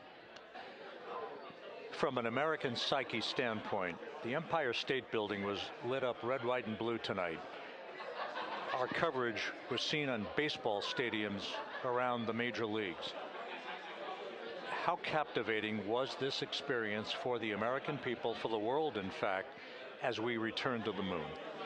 You know, I have not been able to watch a lot of the coverage as we've progressed through the mission. I will tell you, just, you know, from my witness in Florida before launch, and then seeing the people's faces here, and then, you know, reading where I can about how things are going. I think this has been a gift to the world from NASA. NASA has given the world a gift, proving to folks all over the place, especially young people, and that to me is what this is really about. Young people, when they see what we can do when we work together, when we have teams that collaborate, that, you know, it doesn't matter how hard the problems are, we can solve them. I'm hopeful that Artemis II, as folks witness what we were able to do with this incredible crew, this incredible team that we've birthed into the world, scientists and engineers and artists that have been inspired by this. And even if they don't come work in the program, which separately they should come work in the program, because Lord knows we need the help, but even if they don't want to come work in the program, hopefully they grow up to recognize they can do amazing things when they work together and contribute to society and be good citizens and really change the way, you know, the challenges that are coming in the world are overcomable if we work together like this. And one final question. You know, flying to the moon, we did it. We've done it again this past week and a half or so. But the engineering that went behind the design of this mission and the precision, the pinpoint precision of this vehicle entering that entry corridor, it's almost mind-boggling. Yeah, it is incredible when you think about the energies involved and the uncertainties involved. That when we inserted the vehicle into orbit, it was 99.2% down the middle. When we dropped the vehicle right on top of the fleet here, you know, our guys knew exactly where to go, but the guidance was perfect. You know, and it's interesting. I've got this question a lot over the last few weeks about, you know, we did this before 53 years ago, and you know that. I think, I mean, it is a reasonable thing to contemplate, like what's gone on since then. And what I'd tell you is, you know, when we did Apollo, which again, the more we learn about what they did, the more magical it seems what they were able to accomplish given the technology and the learnings that they had. But when we did Apollo, the architects of Apollo, you know, Gilbert, Seaman, von Braun, Mueller, what they really wanted to do, you know, as they were contemplating what it meant to expand our range of action to the lunar surface, what they wanted to do was learn how to live and work in space for a long time. They wanted to do that first before they were confident they could expand their range of action to the moon. Now, of course, the politics of the time and the mission at the time was different, and so they had to go straight to the moon and bring people home. And then after that, the program kind of lost its momentum. But you know, after that, NASA kept moving along those paths, right? So we recognized during Apollo that reusability was going to be important. We spent a lot of money on those machines, and you know, we spent a lot of money on these machines here.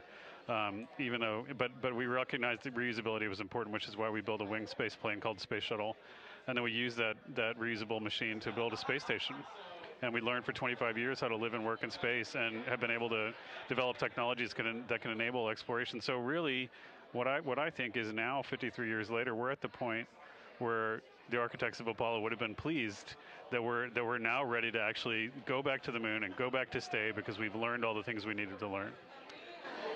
There's a lot of people pleased here tonight, and we really thank you for joining us, Amit. Amit Kshatriya, NASA's Associate Administrator, as we begin to hoist the crew onto the helicopters to head back to the recovery ship. Thank you very much. Thank you, congratulations, Amit.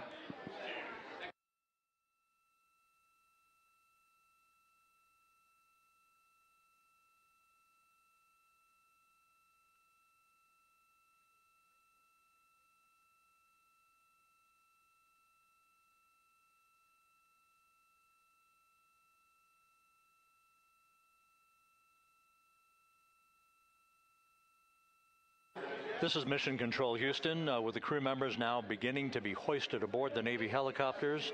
Let's go to Megan Cruz aboard the USS John P. Murtha, who will take it from here.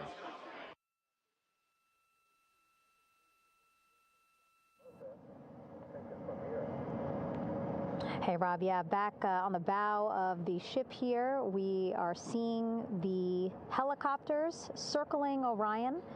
The first one there, having just completed picking up the first astronaut. Helo 2 now, hovering just 40 feet above the front porch, lowering a recovery specialist out of the helicopter. That person will touch down in the front porch just there.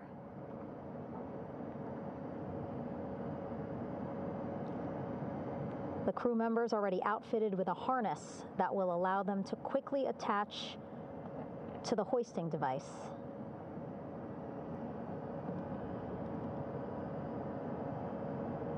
Look at the power of those blades throwing water out at the center there, the front porch,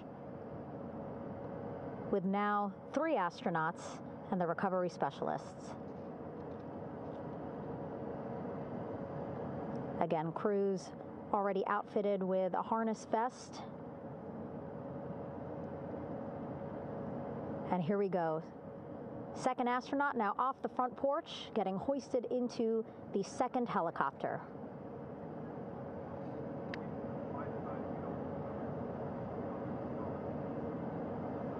That helicopter will now hover just a distance away to give room for the first helicopter to come back and pick up the third astronaut.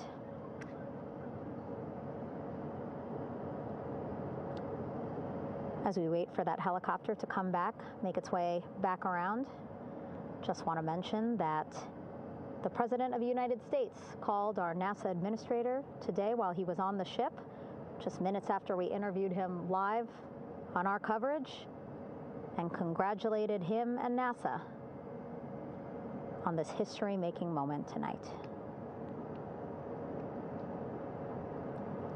Helicopter 1 again hovering 40 feet over the front porch. We will soon see another recovery specialist getting lowered onto the front porch.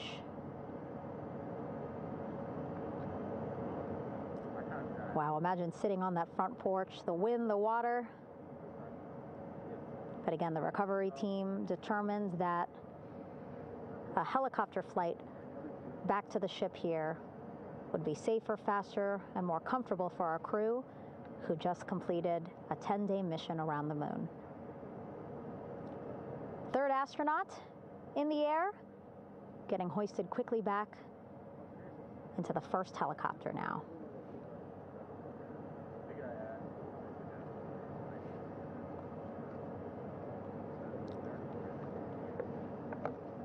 That first helicopter now on its way back to the ship here. We will soon see it land in just a few minutes. Again, all this action happening just 3,000 yards away from us, so a very quick flight back to the flight deck. And now the only person left on the front porch, Commander Reid Wiseman. That second helicopter now making its way back over to the front porch. Here it comes.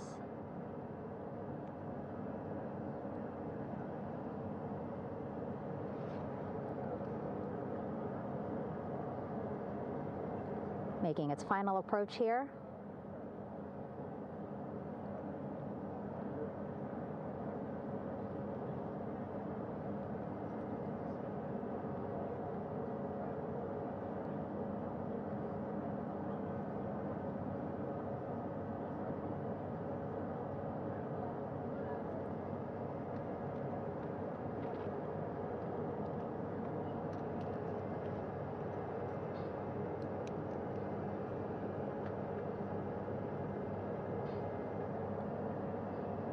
The last astronaut, Commander Reid Wiseman, now off the front porch and almost into the second helicopter.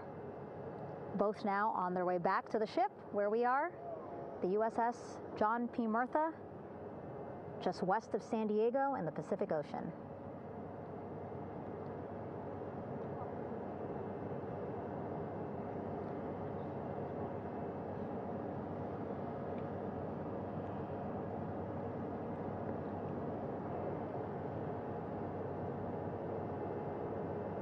Exciting to see our 4 crew members minutes away from landing on the flight deck here on the recovery ship. 550 people on this ship, excited, ready, anxious, looking forward to welcoming this crew aboard.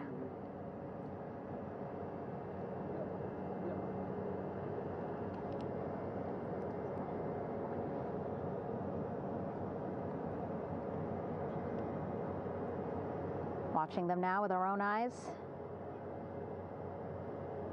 Close to the ship here. Hearing them begin to hover on the flight deck, which is just across from us, here on the bow.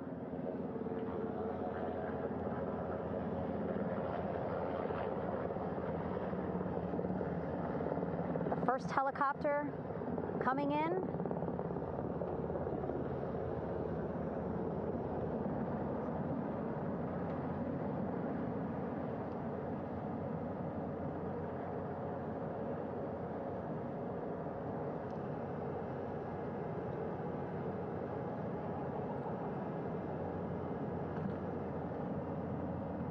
And wheels down. Wheels down of the first helicopter carrying 2 of our Artemis II crew. Pilot Victor Glover and mission specialist Christina Koch.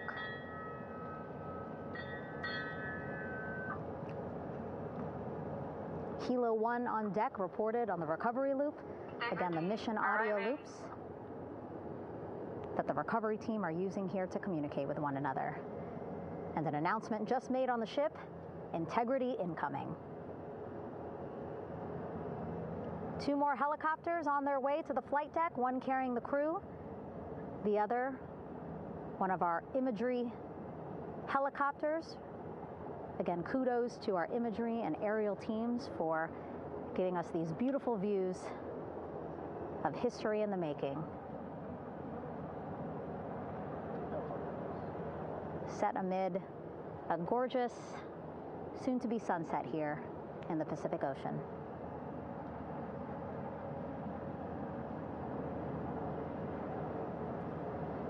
Second helicopter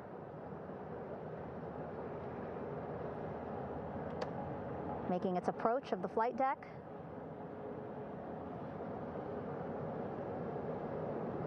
Plenty of people here on the bow with their cell phones out, filming this moment.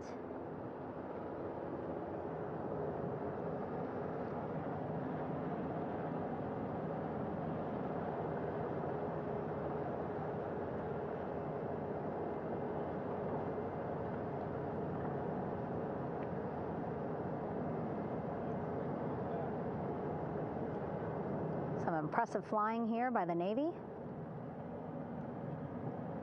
as we are seconds away from wheels down.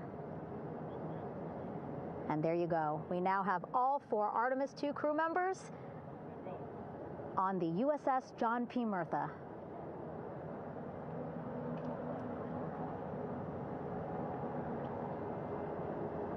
I'm sure they're happy to be out of the water and on this recovery ship with, again, 550 people on board, ready to welcome them home. But first, as we've been saying throughout the broadcast, just making sure the crew feel good. We reported that they were feeling good when they were in Orion, but those were just initial, quick, verbal assessments of how they're feeling. Their destination tonight, the medical bay here on the ship, right after we power down the helicopters here.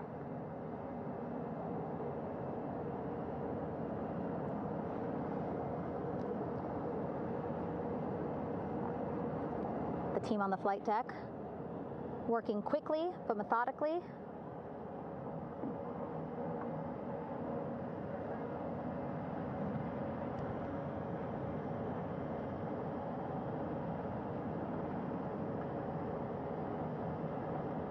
Waiting for just one more helicopter to touch down.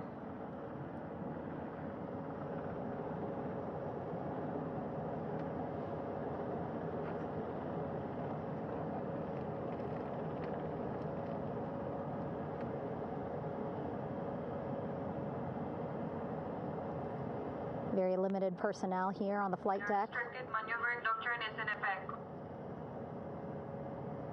As that third helicopter touches down.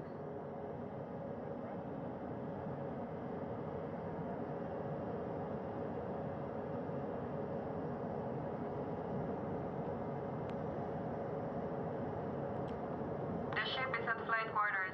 Stand clear of waiter decks, aft of frame 095.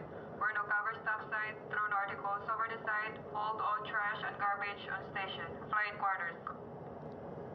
While just a few folks on the flight deck itself, there are plenty more on some upper decks. I see in some of our views a very packed crowd overhead. Announcements being made over the ship's loudspeaker system, reminding folks to stay clear of operational areas like the flight deck, so that teams can work quickly to get the crew off of the helicopters and into the medical bay.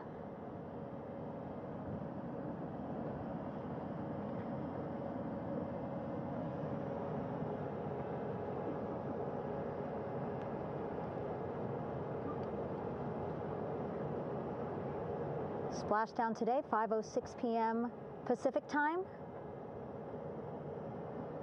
We are within 2 hours of that splashdown time, and already we have all 4 crew members on the flight deck of the USS John P. Murtha.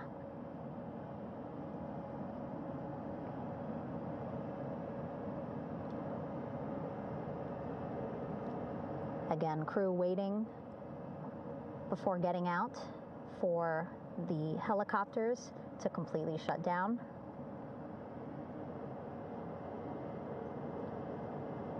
Safety, of course, very important to NASA and the U.S. military.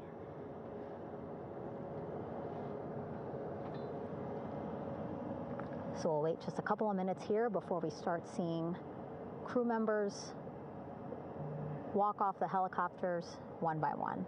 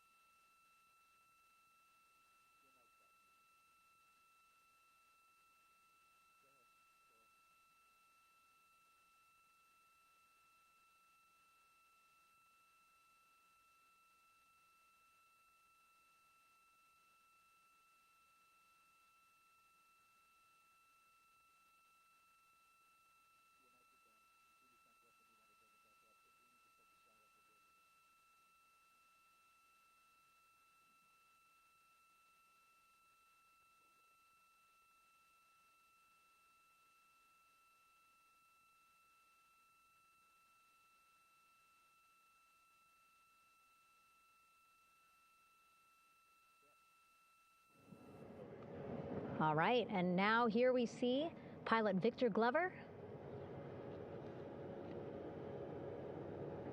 and mission specialist Christina Koch sitting on the edge of one of the helicopters, looking in great spirits.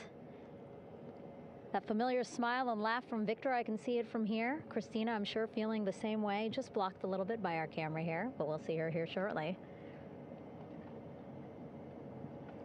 A photographer taking their pictures. Victor saluting folks on the flight deck. They look like they're in great spirits. Happy to be home, I'm sure.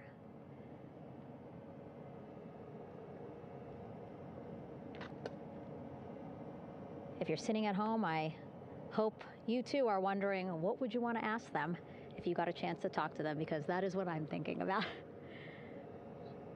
Getting the opportunity to talk to or ask questions of these 4 astronauts who just made history as the first crew to return to the moon since 1972.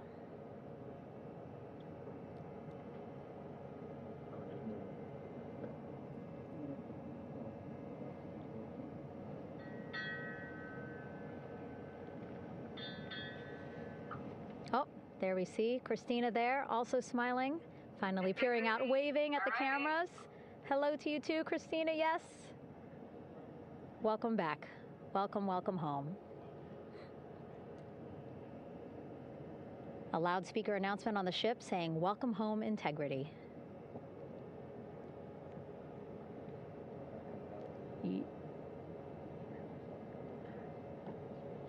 Victor in great spirits. I can't see who he's talking to, but I kind of think that he might be talking to his other 2 crew members. Shouting from across the flight deck, congratulations to one another.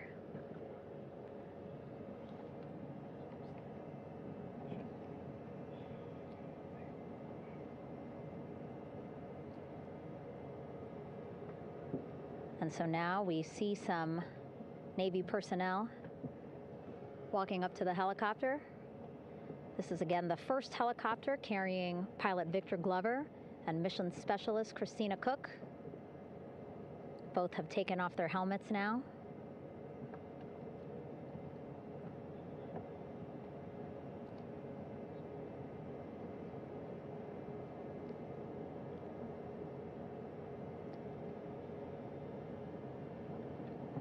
Some pictures, video to catalog this historic moment.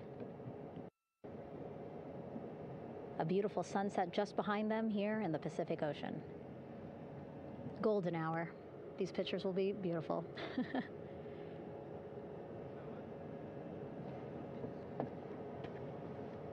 Now we see NASA Administrator Jared Isaacman. He is on the flight deck, as well as Flight Surgeon Rick Schuring walking over to Victor and Christina first. We saw the administrator walk over to the other helicopter, which is carrying Commander Reid Wiseman and Mission Specialist Jeremy Hansen.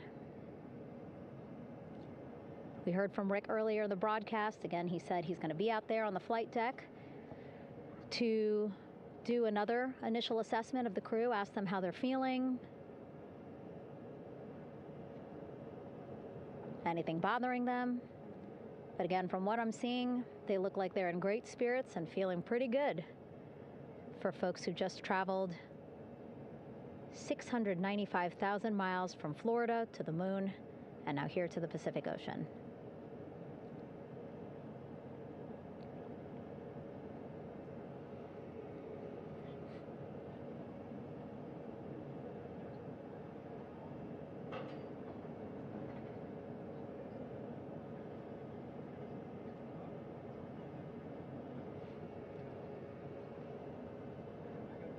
We're now seeing NASA Administrator Jared Isaacman walking across the flight deck. He had been talking to Reid and Jeremy, now approaching Victor and Christina. A hug from Victor, a hug from Christina. What a moment that we're getting to experience together.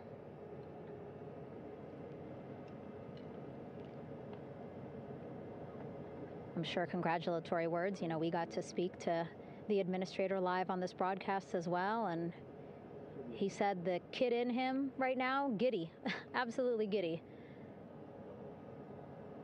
at what we were able to accomplish today. Returning them home safely and in good spirits after a 10-day mission around the moon. And here we go. We're seeing Jeremy walking, waving across the flight deck, now on his way to the medical bay.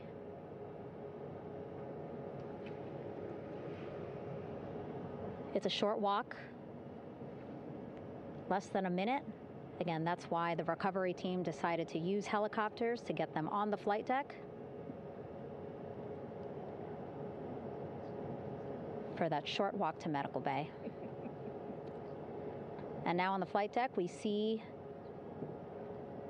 the chief of the astronaut office, Scott Tingle. Rick Schuring switching places. He's going over to the other helicopter. Big hugs from Victor, Christina to Scott. Again, a gorgeous sunset setting the stage for this recovery tonight.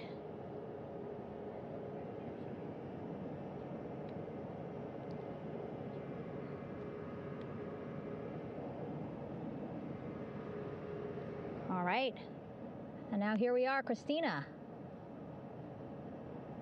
making her way, looking thankful, grateful, happy to be home.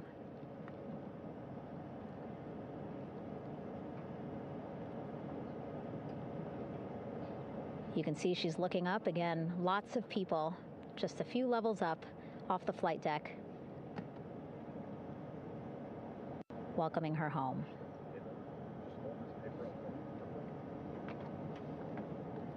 Scott holding the door like a gentleman, but back on his way to the other crew still on the flight deck.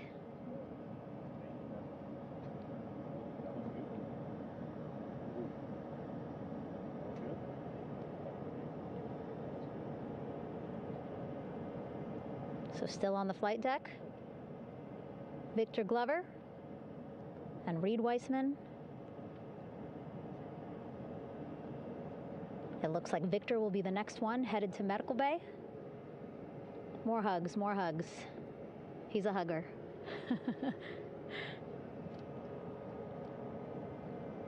Victor looking good as he walks across the flight deck. NASA Administrator applauding.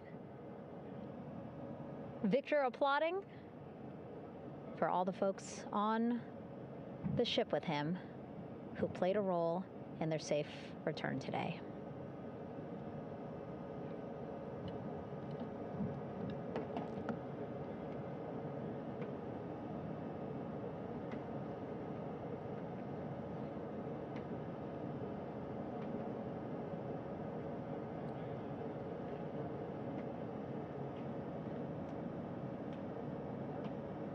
finally, just one Artemis II crew member left on the flight deck, Commander Reid Wiseman.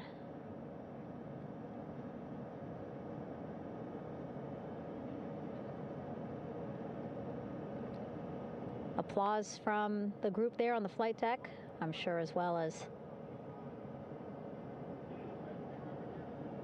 on the level just above them, packed with people. Reid looking good as he takes his steps towards the medical bay.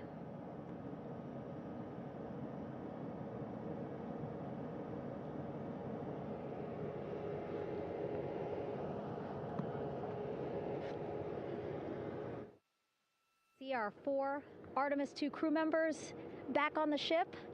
Again, now they will head into medical bay, where they will be assessed by flight surgeons from both NASA as well as the Canadian Space Agency. A more in-depth assessment.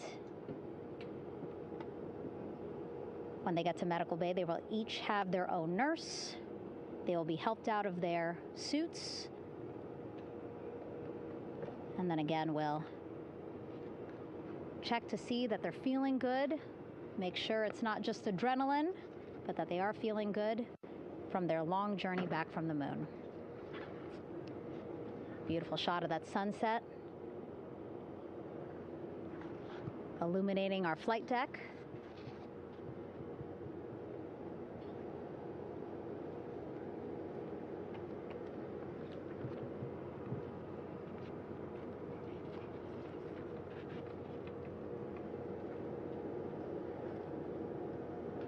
All right, and now with our astronauts safely on board, I want to welcome on Artemis Recovery Director Lily Villarreal.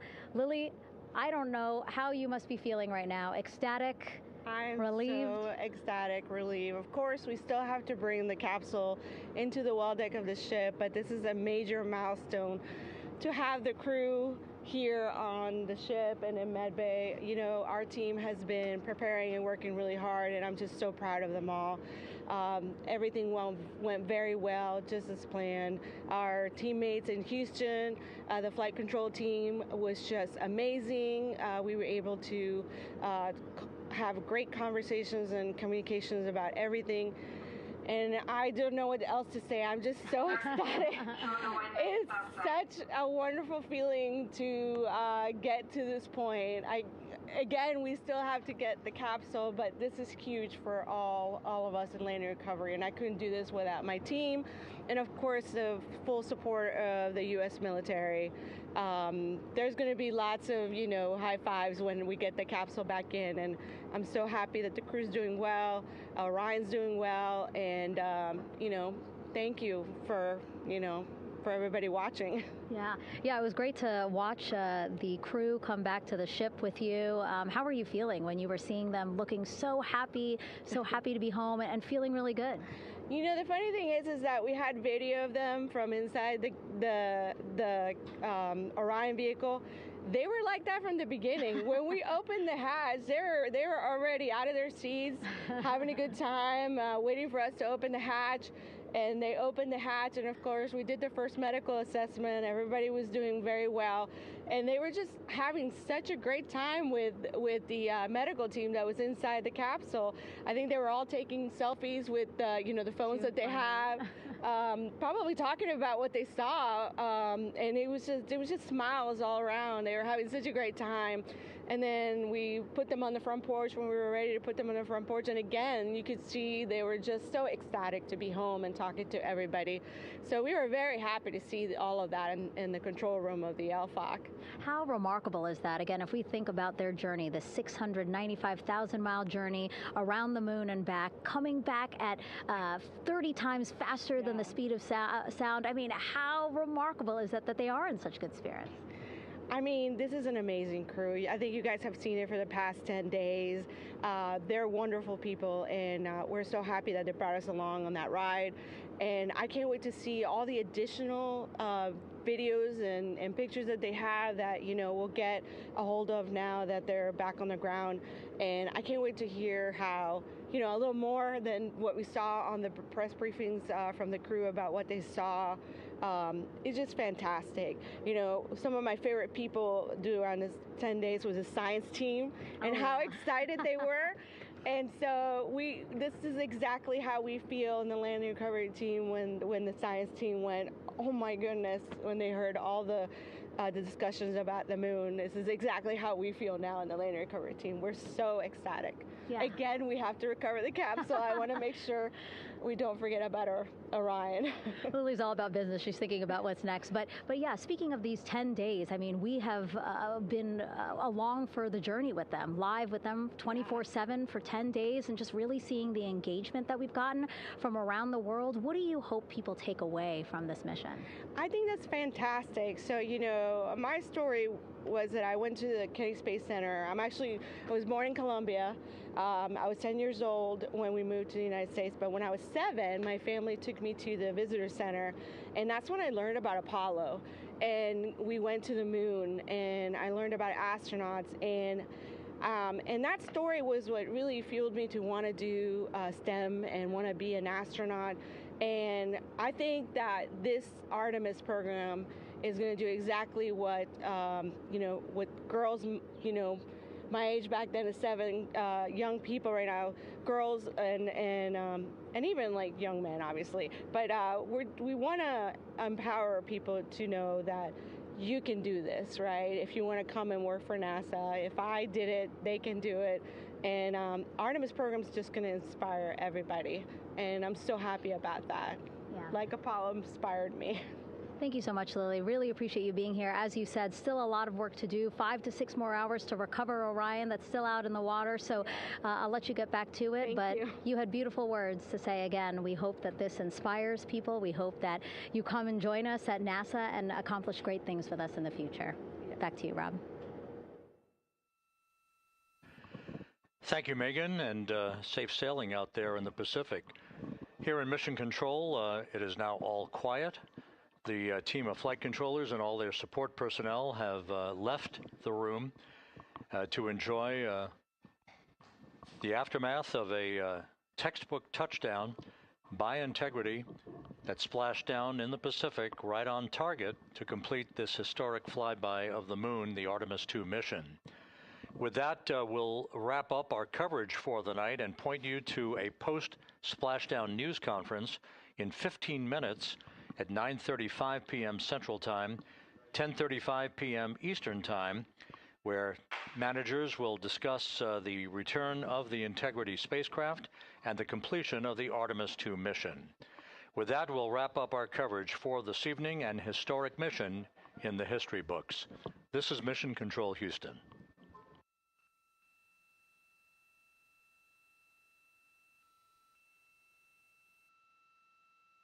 Main chute deploy. And we have 3 good main chutes. Houston Integrity, splashdown, sending post-landing command now. Splashdown confirmed. Copy splashdown, waiting on VLDR. Splashdown confirmed at 7:07 p.m. Central Time, 5:07 p.m. Pacific Time.